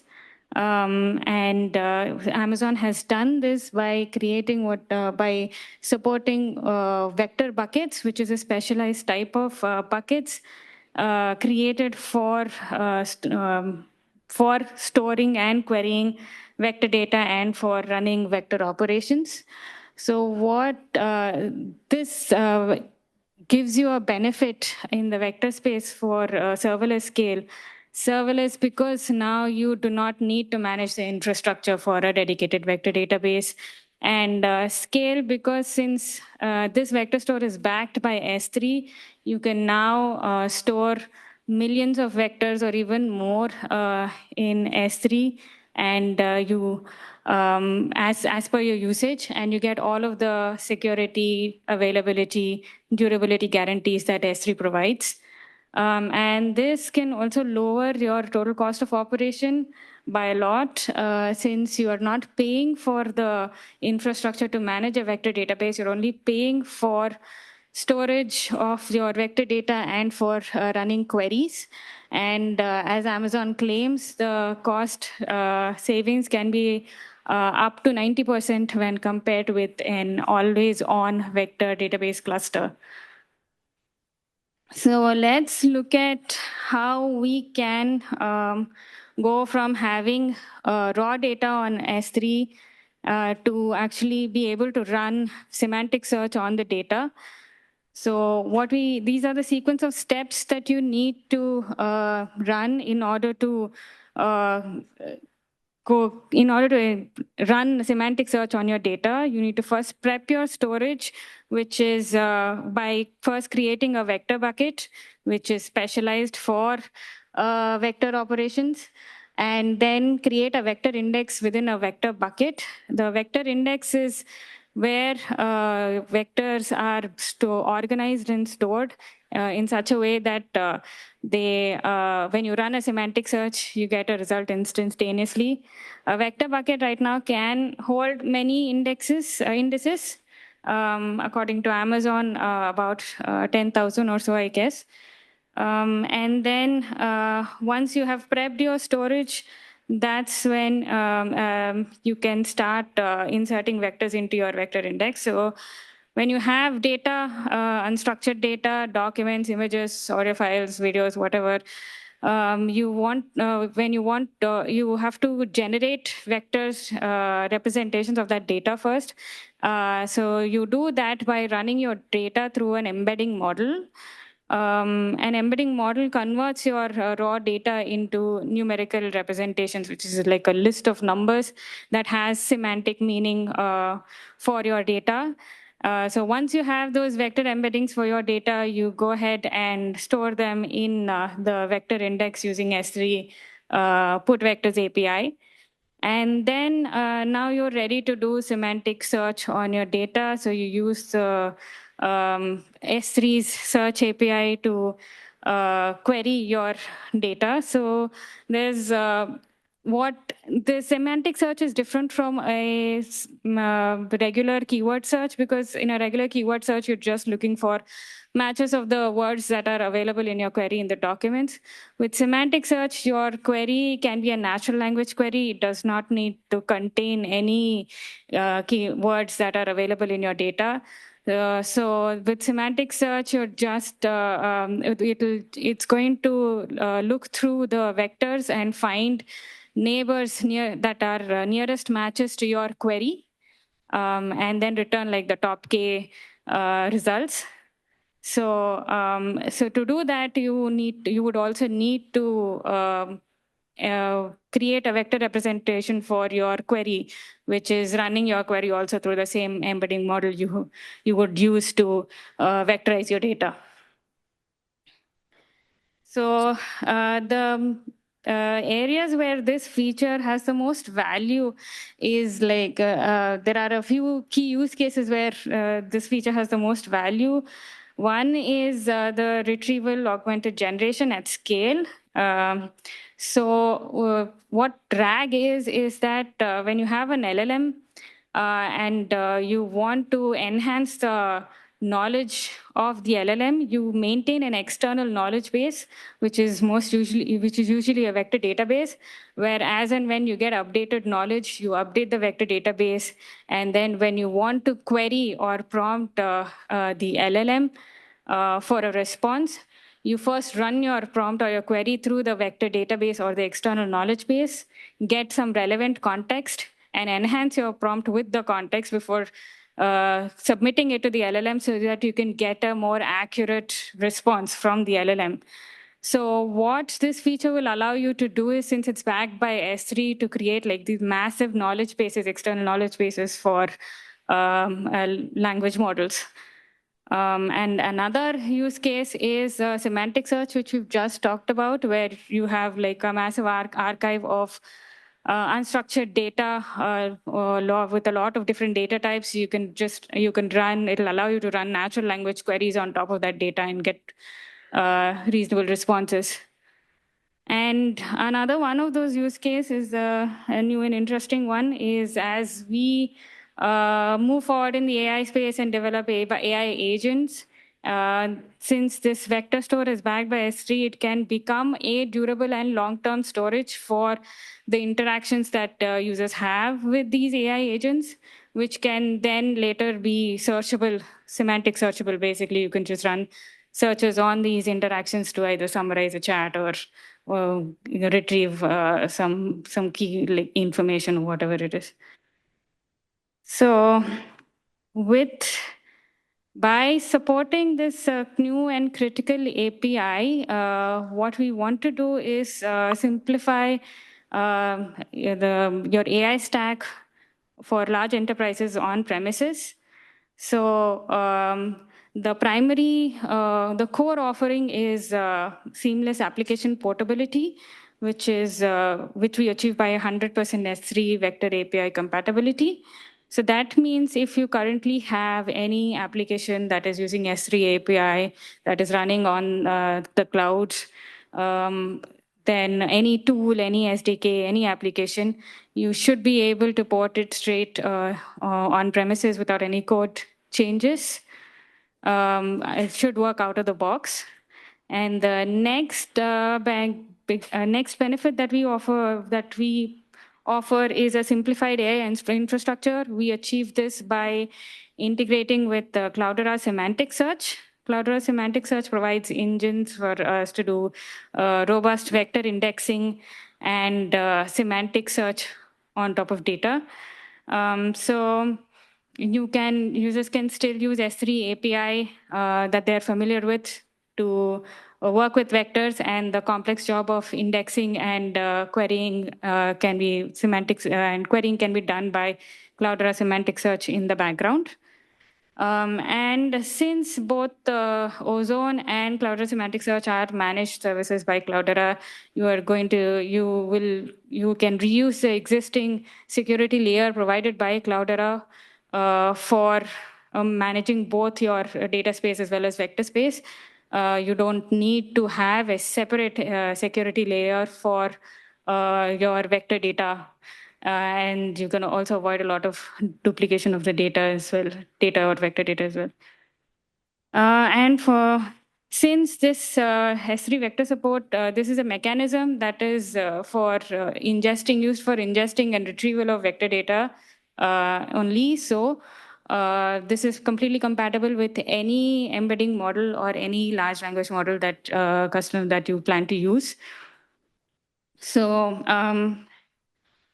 so since this is the primary offering with S3 vector support, and we have a few, so this is a high-level architecture of how underneath we have implemented this S3 vector API.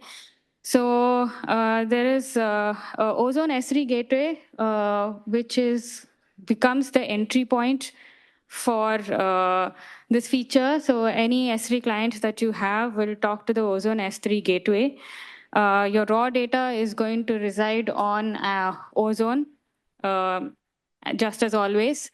So any core core operations that you want to perform on the raw data or raw metadata itself will be routed through S3 gateway to Apache Ozone. But for vector operations, S3 gateway is critical in translating the requests into CSS into CSS API as well as internal Ozone protocols.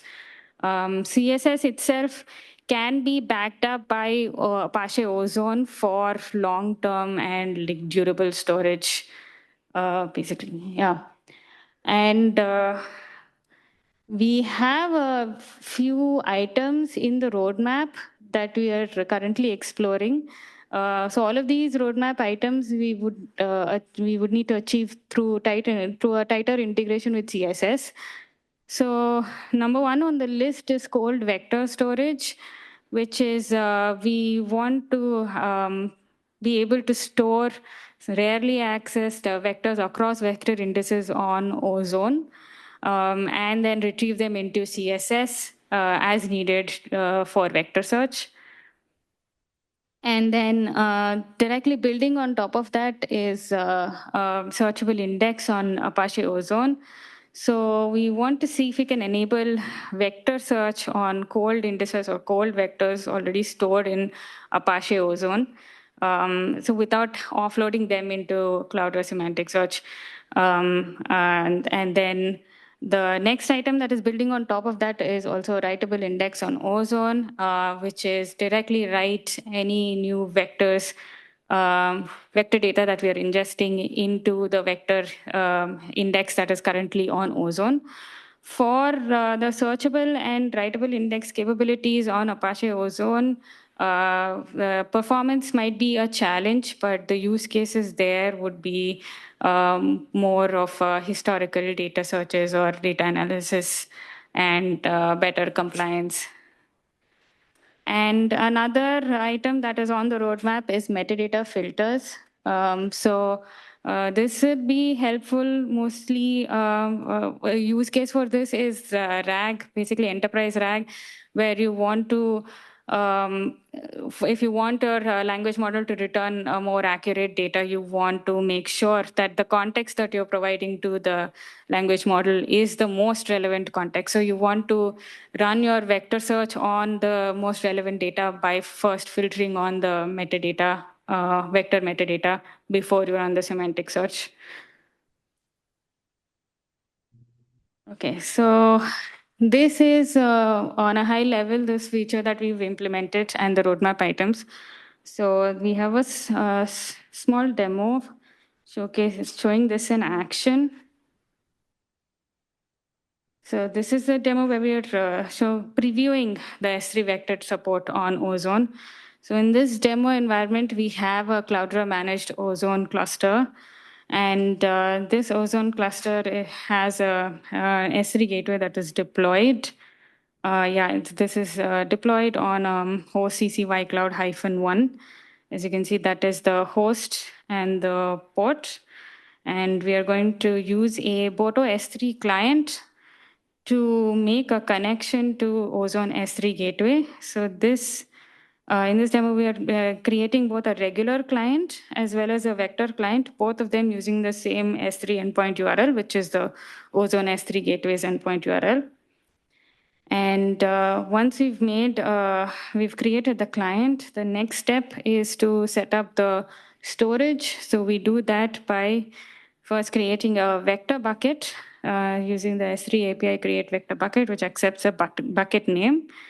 And then we create a vector index within the bucket using the create index API.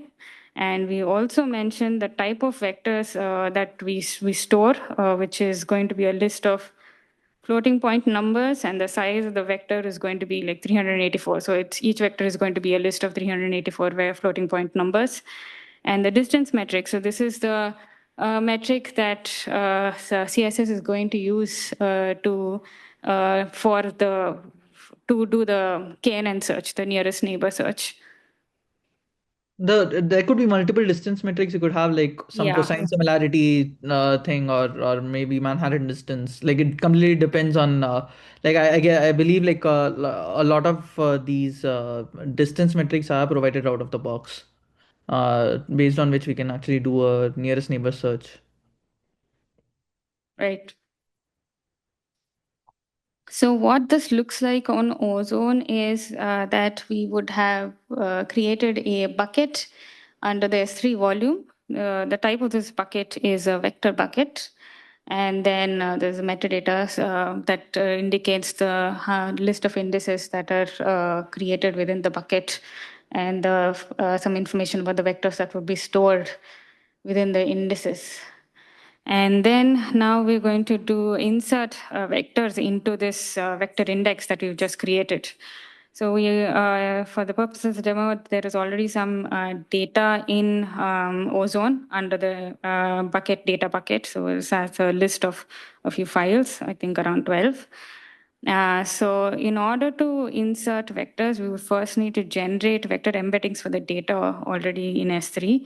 So we read the objects from S3 and generate vector embeddings by running them through the embedding model. And then we create a request with a key, which is a unique identifier for each vector and the embedding.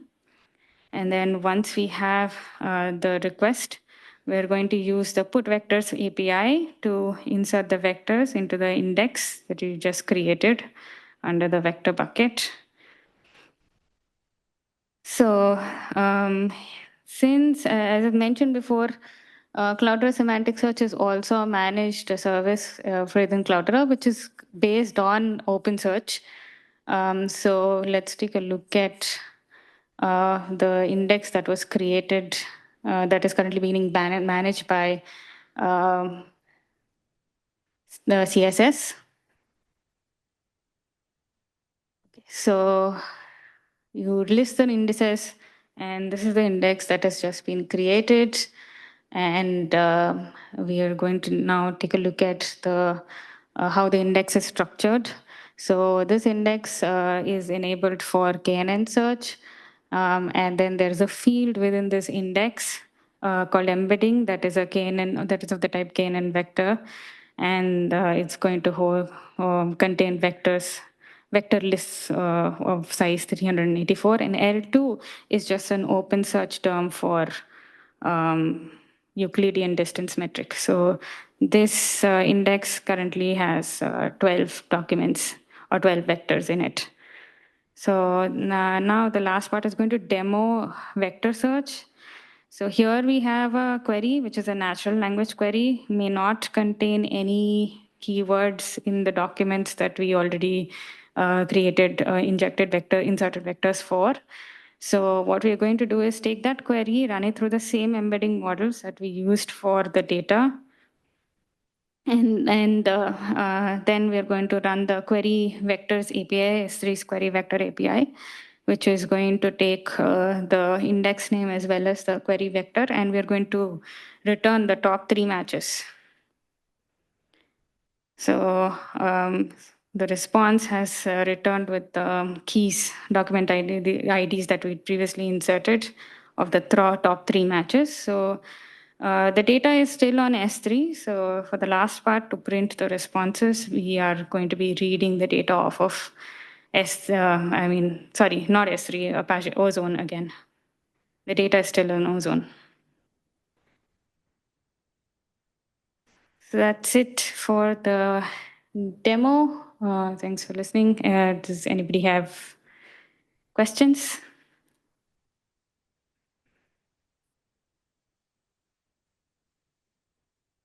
Okay.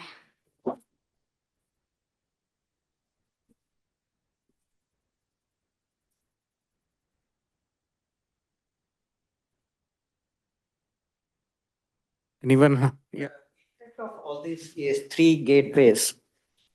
Thank you for the demo. I'm curious, the intent of S3 gateways is to, attract existing S3 customers towards the Cloudera managed service, or to coexist and, customers could have multiple, they can have S3 plus Cloudera, and you want them to have an easy unified client, which happens to be S3 client. What is the intent here? Ozone was developed as an on-premise object store, and we wanted clients to be portable, to be able to access Ozone as an object store. Most clients do work with S3 APIs and are with S3 clients. So having an S3 gateway in Ozone is meant to make it fully S3 compatible, basically. Okay, thank you. Yeah, due to the popularity of Amazon S3, it has kind of become the de facto API for object stores, both in the cloud and on-prem. Yeah. That is the only API. You don't have your own API. We do have a native, the Hadoop file system API, which supports operations like directory name and delete. But then we also support the standard S3 API. Yeah, with the OFS scheme, just like you have the HDFS scheme, with the OFS scheme, you can access the Hadoop native API, which is still actually the API of choice for many engines like Spark, Trino, Impala, Hive. They all use the native Ozone API for maximum performance.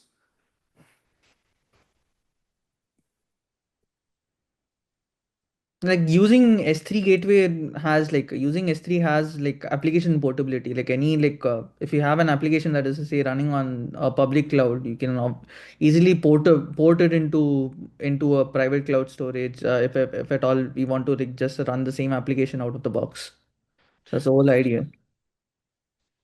I had a question.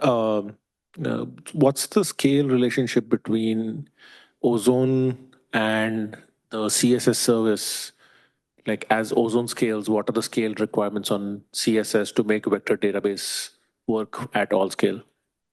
So it's about the amount of vectors that we intend to store. So like I guess there's a roadmap in even in CSS where we intend to store the vectors that are gonna go into CSS back into Ozone.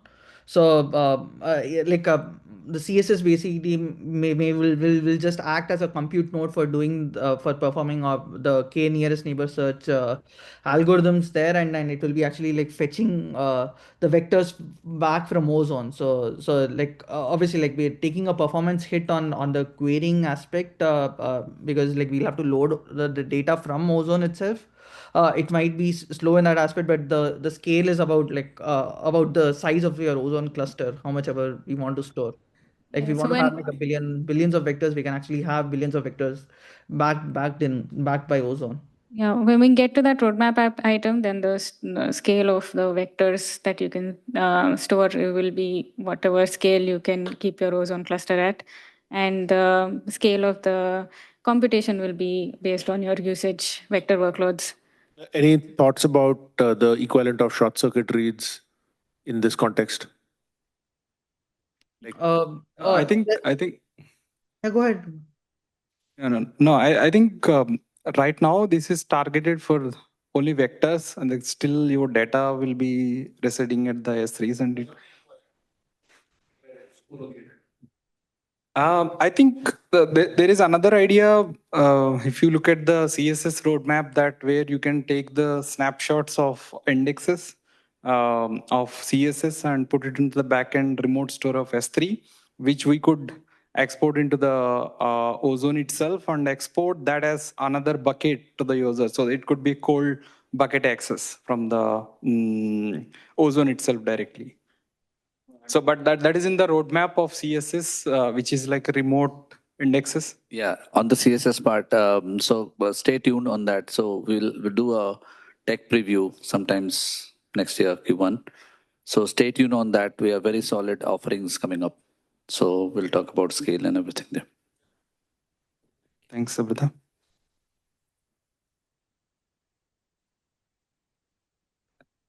Any other questions?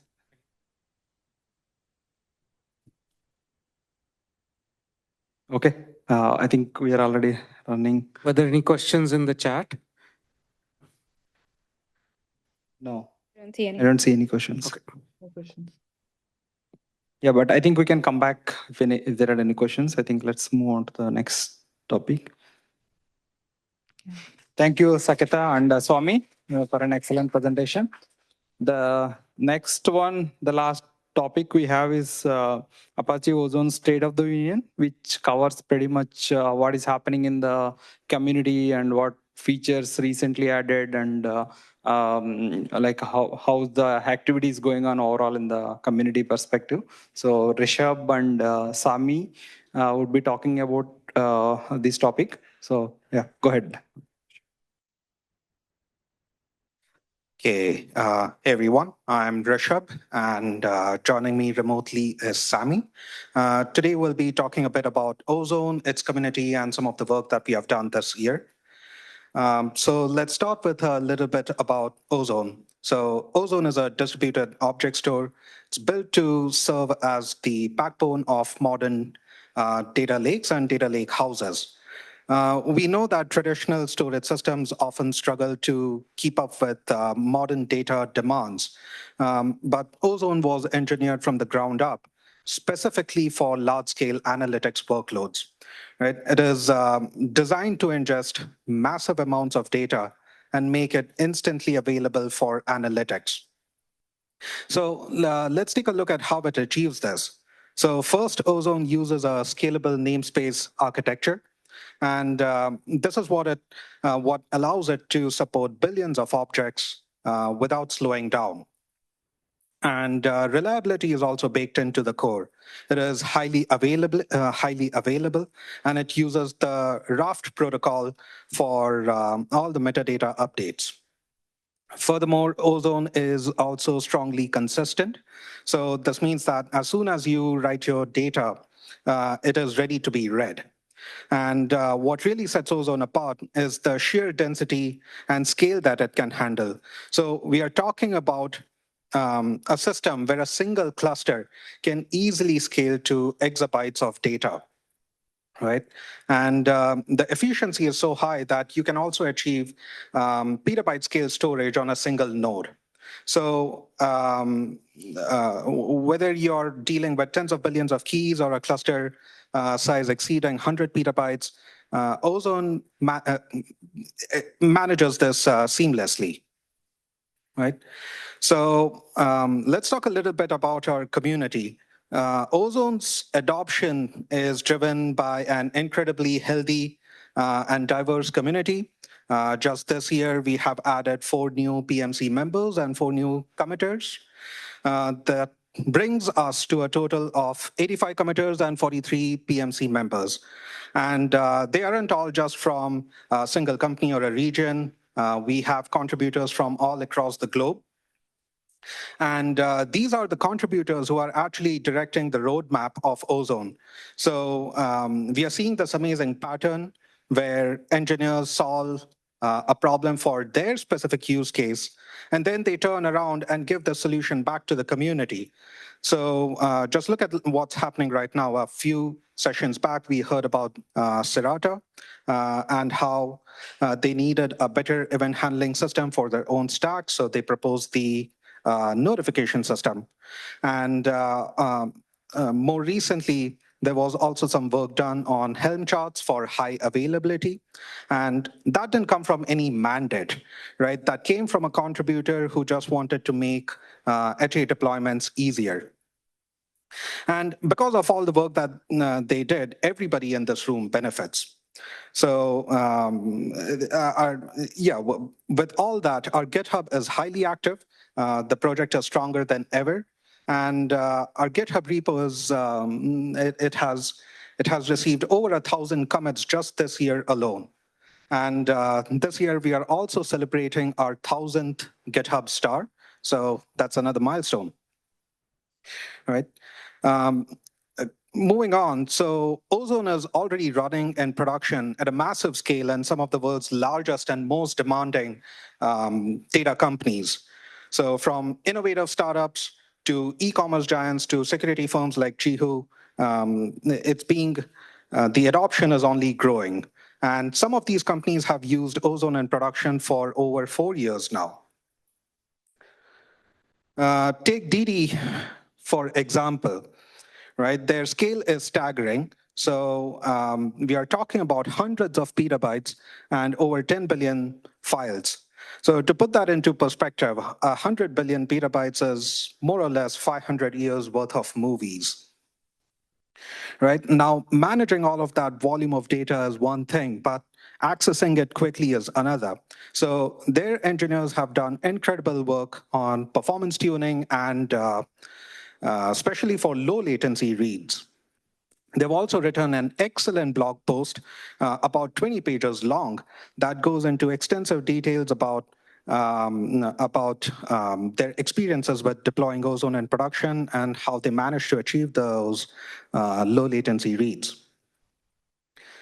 Shopee is another e-commerce giant. They have also been very public about their migration to Ozone, and they use it to power their core data platform. They are handling petabytes of data and running critical analytics workloads. And the S3 gateway of Ozone has helped them create a unified interface, allowing them to manage clusters across countries. So let's take a look at how we got here. This whole thing started back in 2014. Back then, it was really just a proposal, mostly for fixing the scaling limits of HDFS. And then after a few years incubating in 2018, Ozone started as a sub-project under Hadoop. And then just a year later in 2019, it graduated to a top-level project in Apache. So we kept that momentum into 2020 when the version 1 of Ozone was released. And then 5 years later, today, we have this year released the version 2. And with this, we are building the future of enterprise storage. So let's take a look at the Ozone 2.0 release. So if you take a look back at Ozone 1X, it was really about catching up. And it was all about reaching feature parity with HDFS. Right. So with 2.0 that was released this year, we are innovating beyond HDFS. It's a massive release with over 1,000 features, improvements, and fixes. So yeah, we're with all these changes, we are not just doing simple object storage anymore. We have hardened our security, we have modernized the runtime, and most importantly, we have bridged the gaps between Ozone and those of legacy HDFS workloads. Let's dig into the specifics, starting with the feature capability, right? So first, we tackled the gap for transactional systems. We introduced at-sync and lease recovery. So previously, Ozone was great for file storage, but systems like Edgebase need to durably and instantly flush their streams back to the disk. Right. So with 2.0, we now support the HDFS compatible at-sync and at-flush commands for these operations. And this is huge. It means that now you can run your Edgebase directly on Ozone and with the exact durability guarantees that you would expect. And with lease recovery, if a client crashes mid-write, the system can safely recover the file handle. Next, we made a major architectural decision regarding reliability. We have officially removed the standalone modes. So Ozone 2 now runs in high availability mode by default. And to support this, we added the SCM decommissioning feature. So with this, you can now gracefully remove any SEM node from the HA ring without disrupting your cluster. Right. We also modernized the infrastructure stack. So we have added native ARM64 support. And if you want to reduce your costs by running on ARM processors, Ozone is ready. Similarly, we have also expanded the support for Java 17 and 21. And we have upgraded the S3 gateway to support AWS SDK v2. And finally, on the security side, we are taking a secure by default approach. So we have tightened the crypto compliance, patched several critical S3 secret vulnerabilities, and now we also publish a software bill of materials, ensuring a total transparency in the supply chain. Right. And to visualize all of these changes and everything, we have also overhauled the Recon UI. So we now get a real-time operational dashboard right out of the box. So moving on, so Ozone 2.1 is going to be the perfect follow-up to 2.0, right? This release can be said to be focused on performance and day two operations. So let's first talk about speed. So we have introduced the concept of listener Ozone manager.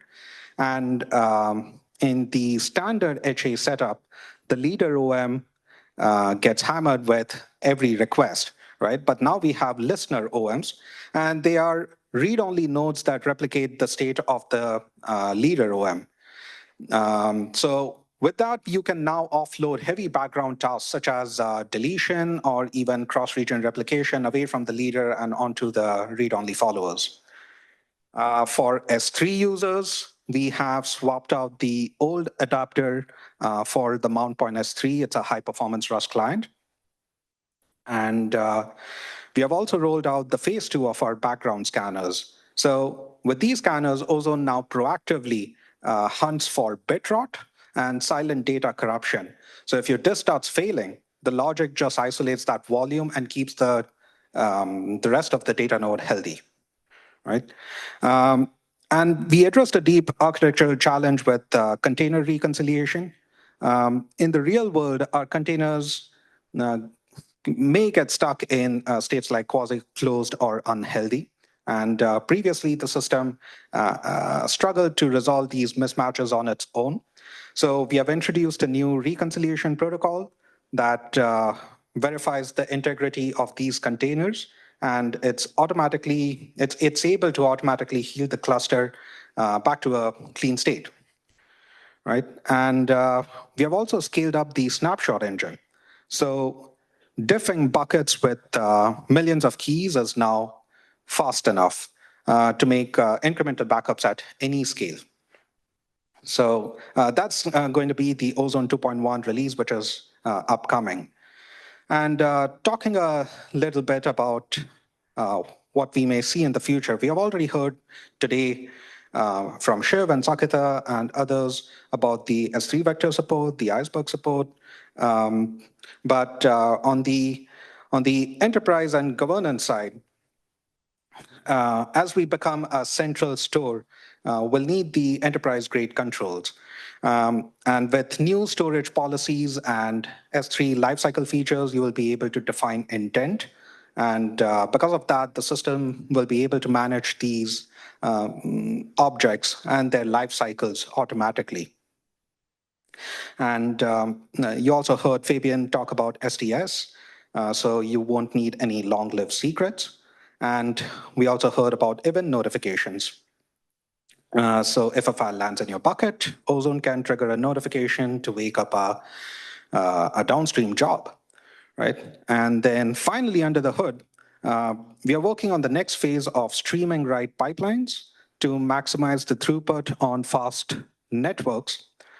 And then with pre-Ratos execution, we are optimizing the consensus logic in Ozone. We are also looking to replace the legacy Hadoop RPC with gRPC. One another feature that we will soon see is the disk balancer. So my colleague Sami Chen joins us today to talk a bit more about it. Sami? Oh, yes. Thanks, Rishabh. Hi, everyone. I'm Sammy. I'm going to introduce the disk balancer feature. Disk balancer feature is developed in the community by a joint effort from Shopee and Cloudera.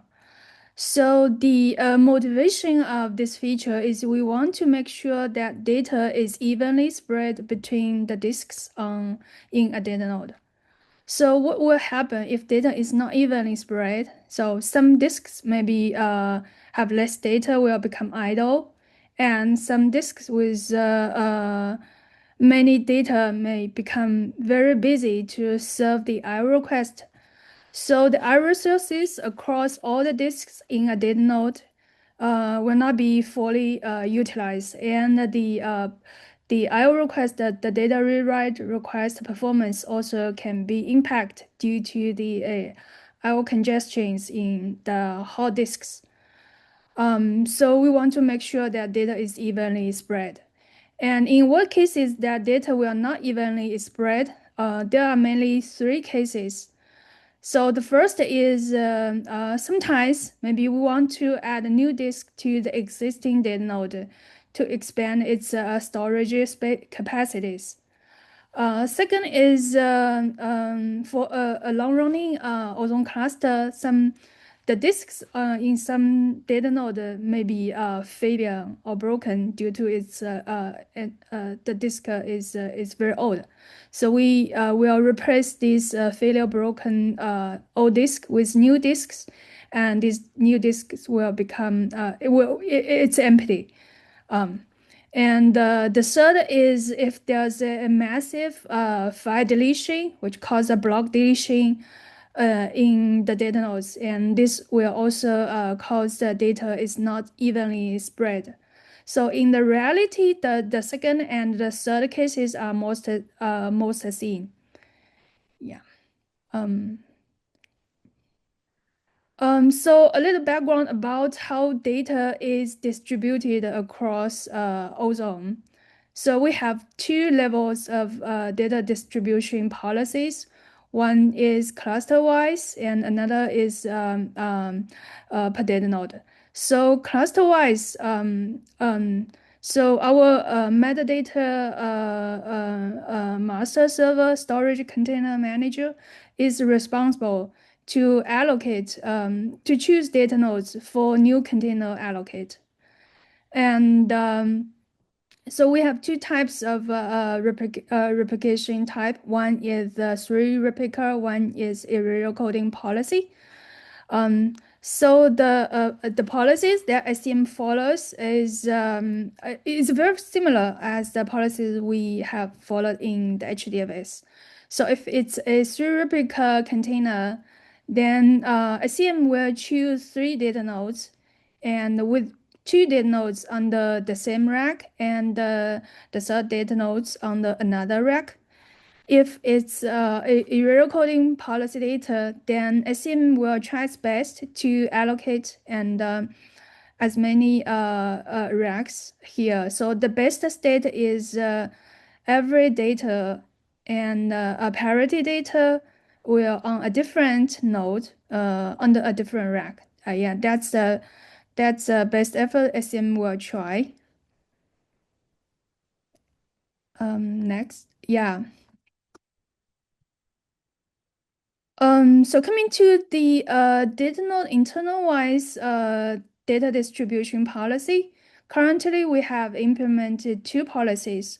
One we called the round-robin volume choosing policy, so which choose the volume 1 by 1 to allocate new containers. The second is capacity volume choosing policy, which will choose the volume with less utilization first to place the new containers. Yeah, so currently it's the capacity one is the default one. Okay, so how can we decide whether a disk, whether the disks in a data node the data is evenly spread or not? So we depends on this concept called volume data density.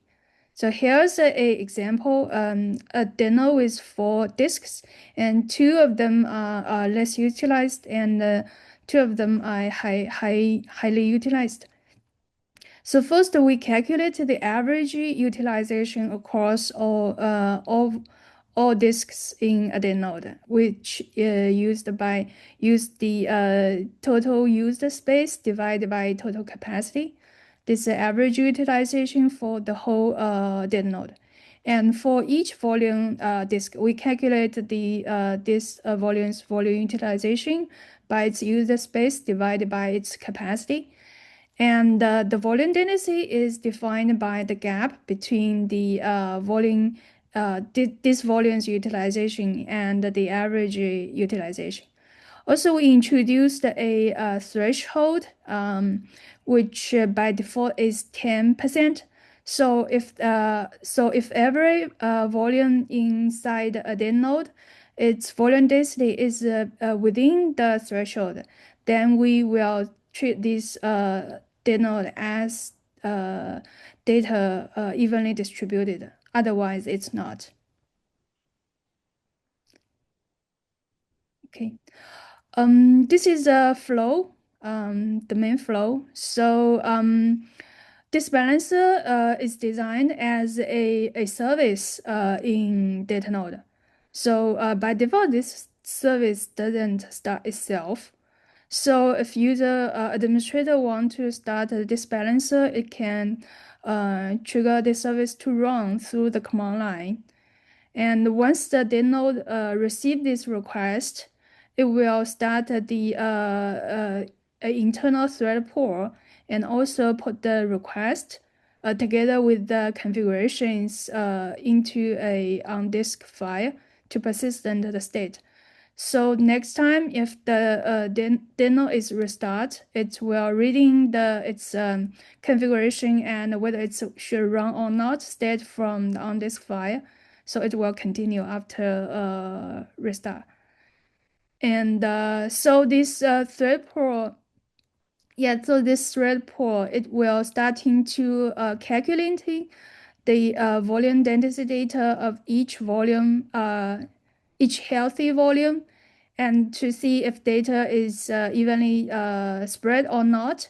If it's not evenly spread, then it will pick containers from the overutilized volume to move to less utilized volume.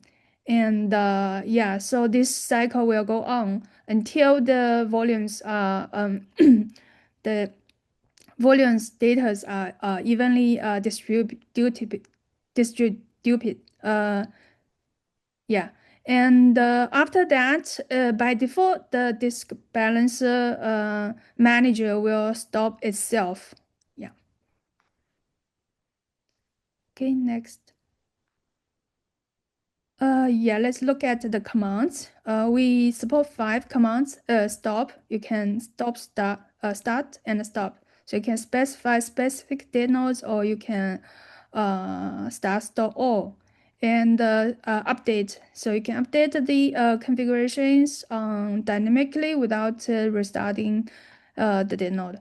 And the report is to show the calculated the volume density. And the last status is it will show much more info to see how the disk balance manager is running.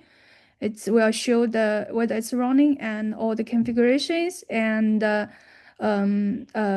status so far. For example, how many container is moved and how many bytes are moved and how many bytes are left are pending to move, and the estimation time, which is calculated, depends on the configuration, especially the throttling bandwidth.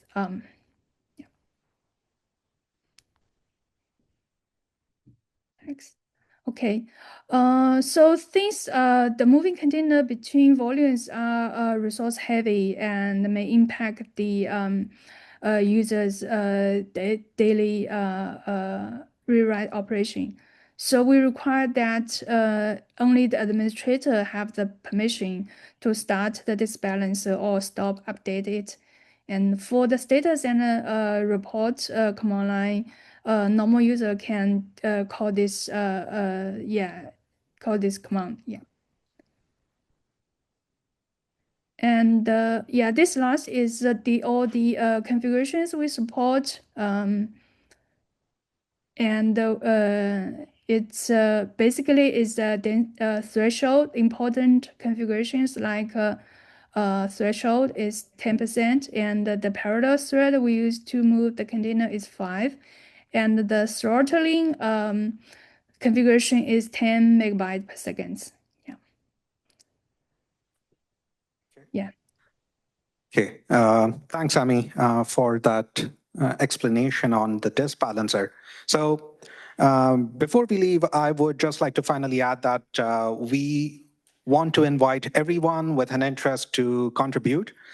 The command line tools and the new website that is currently under development are, they have the lowest barriers to entry, right? But code is not the only way you can contribute. You can just ask a question on the GitHub discussion forum, or you can just tell us about your experience when you're trying out Ozone.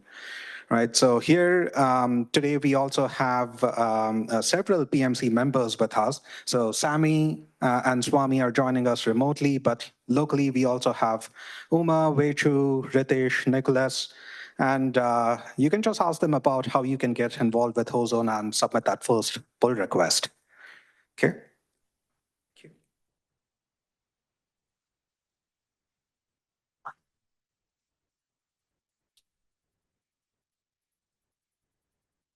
Thank you, Rishabh and Sami. Excellent presentation. So any questions? Mentioned very lightly. So when you run the disk balancer, will the normal user workloads, what will be the impact on them? Sami, question for you. The question is, when you run the disk balancer, what would be the impact on regular user workloads? So the major impact is we move the containers which will consuming the resources of this data node. So to alleviate the impact to the user's daily operation, we define this throttling configuration, which is bandwidth is 10 megabytes per second, so which is quite very slow if the default value is used. So which means that if use this 10 megabytes per second through throttling configuration, the impact to the user's daily operation will be very minimal. Okay, thank you. So the way I understand this is, essentially there could be some impact because network and CPU memories are being used by this process, but their work will not be totally paused. It's not blocking user operation. Is that fair understanding?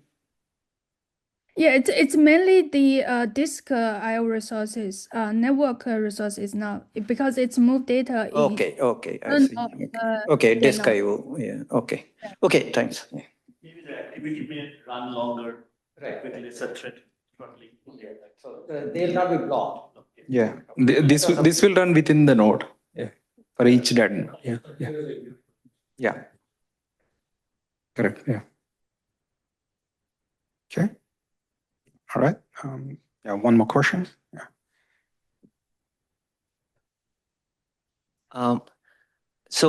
Ozone uses the Raft protocol. So I think it uses the Ratis implementation for Raft.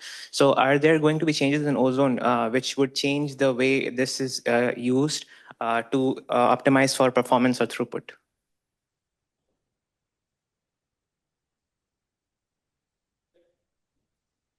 So is it specific to container balancer or is it in general? So one of the things that Rishabh mentioned is the way we do transaction processing. We have profiled Raft's performance, and what we noticed that if we batch entries to Raft, we can get a further boost because there is how many operations per second you can do versus what's the size of the operation. So we have seen that you can increase the size of every operation such that the overall ops per second that Ozone does goes up more, even if the Ratis performs like it's let's say a 20% drop, but you get a 2x improvement in ops per second, right? So we are changing how we do our transaction processing so that we can then batch, and each batch is a bunch of operations that are related to the Raft log. So that project is underway. It's a major rewrite of our transaction processing, so it will take some time. But there is a upstream Jira and a design doc if you are more interested in more details.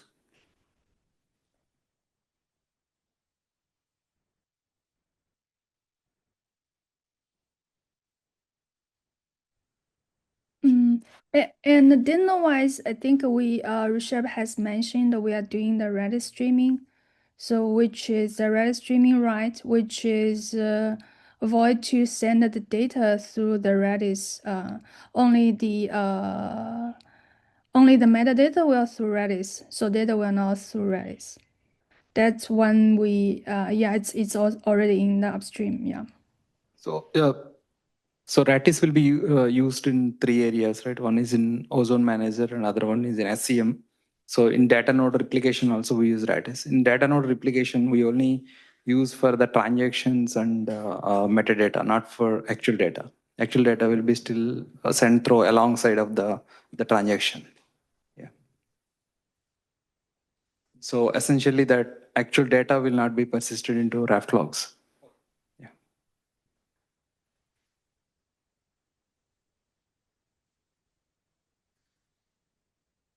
Any other questions? I think there were a few questions to Madan, right? They are addressed. Oh, okay. Yeah. A couple of questions on this chat. I will respond. Okay. Or you want to read?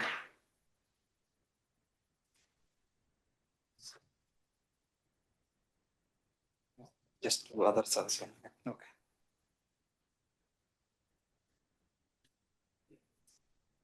So in this chat, there were a couple of questions. One is, this is from Venkat Verma.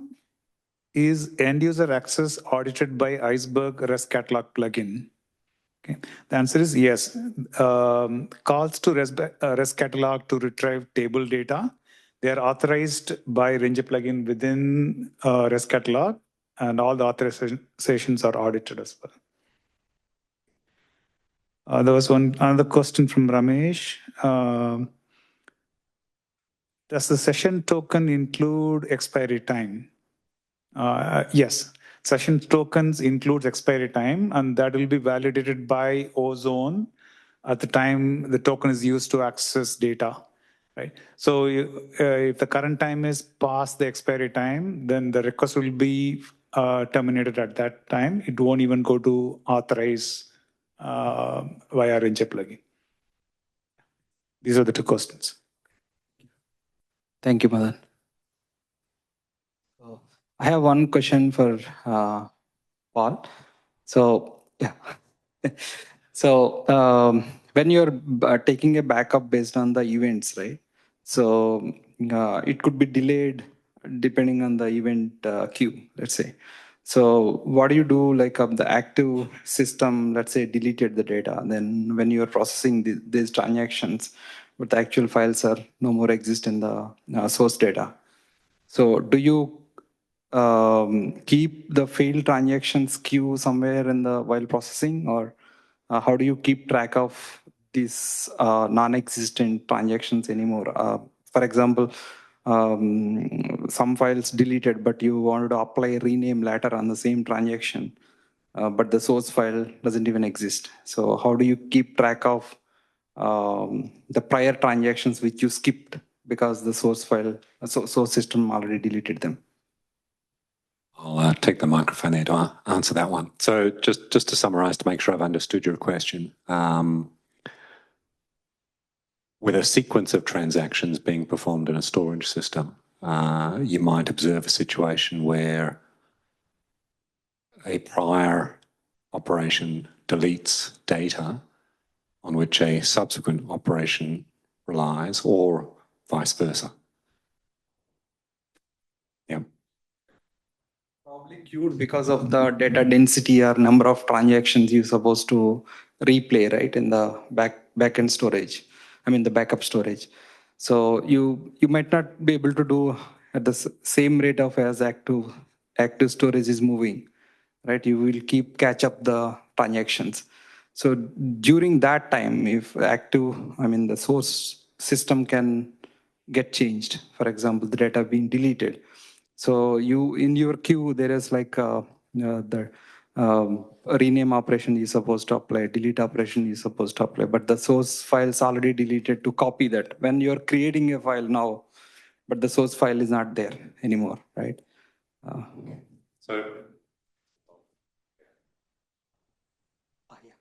Yes, test. All right. So there are situations where that occurs, right, where you can't rely on the existence of data that would be required to faithfully replicate the intermediate state to the target environment. So the outcome at the target, unless you can interpose operations between applications and the source storage, can only ever achieve the equivalent of eventual consistency with a source data environment. The degree to which that's the case depends on the rate of change against that source environment and your ability to keep pace with that change. These are good theoretical issues, but the practical operation of typical data lakes and data warehouses mean that they are quite infrequent. So it's not a path that we need to optimize for in favor of other optimizations that can ensure we transfer data as rapidly as possible with as minimal latency as possible. So the design of what we do focuses on those aspects rather than an attempt to optimize for stronger than eventual consistency of the data. So that's in simple terms. Under the covers, the implementation that we apply to track operations against the collection of events in a namespace needs to maintain essentially a forest of DAGs that represent relationships between operations in the data environment, so that we can decide to schedule activities performed against the target that are different to activities we observe against the source, but that result in an optimal outcome for the eventual consistency of the target environment. That's the kind of intelligence within the software, is the way in which it transforms an event stream from a source environment to a suitable set of activities to perform against the target, with knowledge of the differences and semantics between those systems, and with the user's input on the policies that determine the balance between eventual consistency and the latency that they are willing to accommodate in how those data are transferred. Hope that makes sense. Yeah, I think so. Yeah, thanks. Okay. So I had a doubt. So Paul, so does it mean that like instead of just creating, I'm on the call. If you're, Yeah. yeah. Right, So Swami. yeah. So the question I had was, so do we actually just create an in-place metadata to just to say that okay, this is but if I have like a transaction, like I created a key, and I deleted a key just before the data itself got copied. So do you mean to say like instead of trying to create a key or instead of trying to copy the key, we would be just creating an in-place metadata placeholder values so that it eventually gets deleted by the eventual transaction? Is that how you guys are handling the entire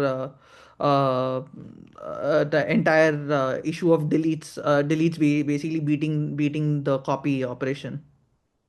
No, we don't do that, because that might result in an intermediate state at the target that's never consistent with any state from the source. So what we aim to do, what we do with the scheduling of actions to perform against the target, is that the outcome at any point in time will be consistent with some prior state in which the source storage namespace existed before that. We can choose to skip operations at the target if we observe behaviors that we want to coalesce to optimize the outcome at the target. A simple example might be the immediate creation then deletion of a file that we never want to transfer because there's no point in doing so. But we'll never perform actions against the target environment that mean we're going to put it into a state that if you stop doing any further work in the future, that wouldn't make it consistent with the state of the source overall at some instant in time prior to that. Okay, so do you guys like detect all sorts of corner cases where a prior operation failed on a particular key? So so it basically means that we are not supposed to perform the next particular op on this key. Is that how you guys detect? Like if I have like a create, then rename, and then delete. So it basically means that by the time my data got copied and my data got renamed, and then the data actually got also deleted, the key also got deleted. So do you mean to say that we would be actually detecting all the changes that have that have happened on that particular object, and we would be skipping those transactions, like individual transactions? Is that what it is? Yeah, in simple terms, yes. By default, we aim to skip as few of those intermediate operations as possible. And under conditions where there's frequent change but minimal volume of data associated with that, we can typically keep pace with those changes. Where there's both frequent change and large volumes of data associated with those changes, it can become more difficult, and that's where it makes sense to balance those policies under the control of the user to optimize for one or the other of those outcomes, whether it's latency or maintaining many intermediate states at the target. Okay. Yeah, sure. Thanks a lot for the explanation. Okay.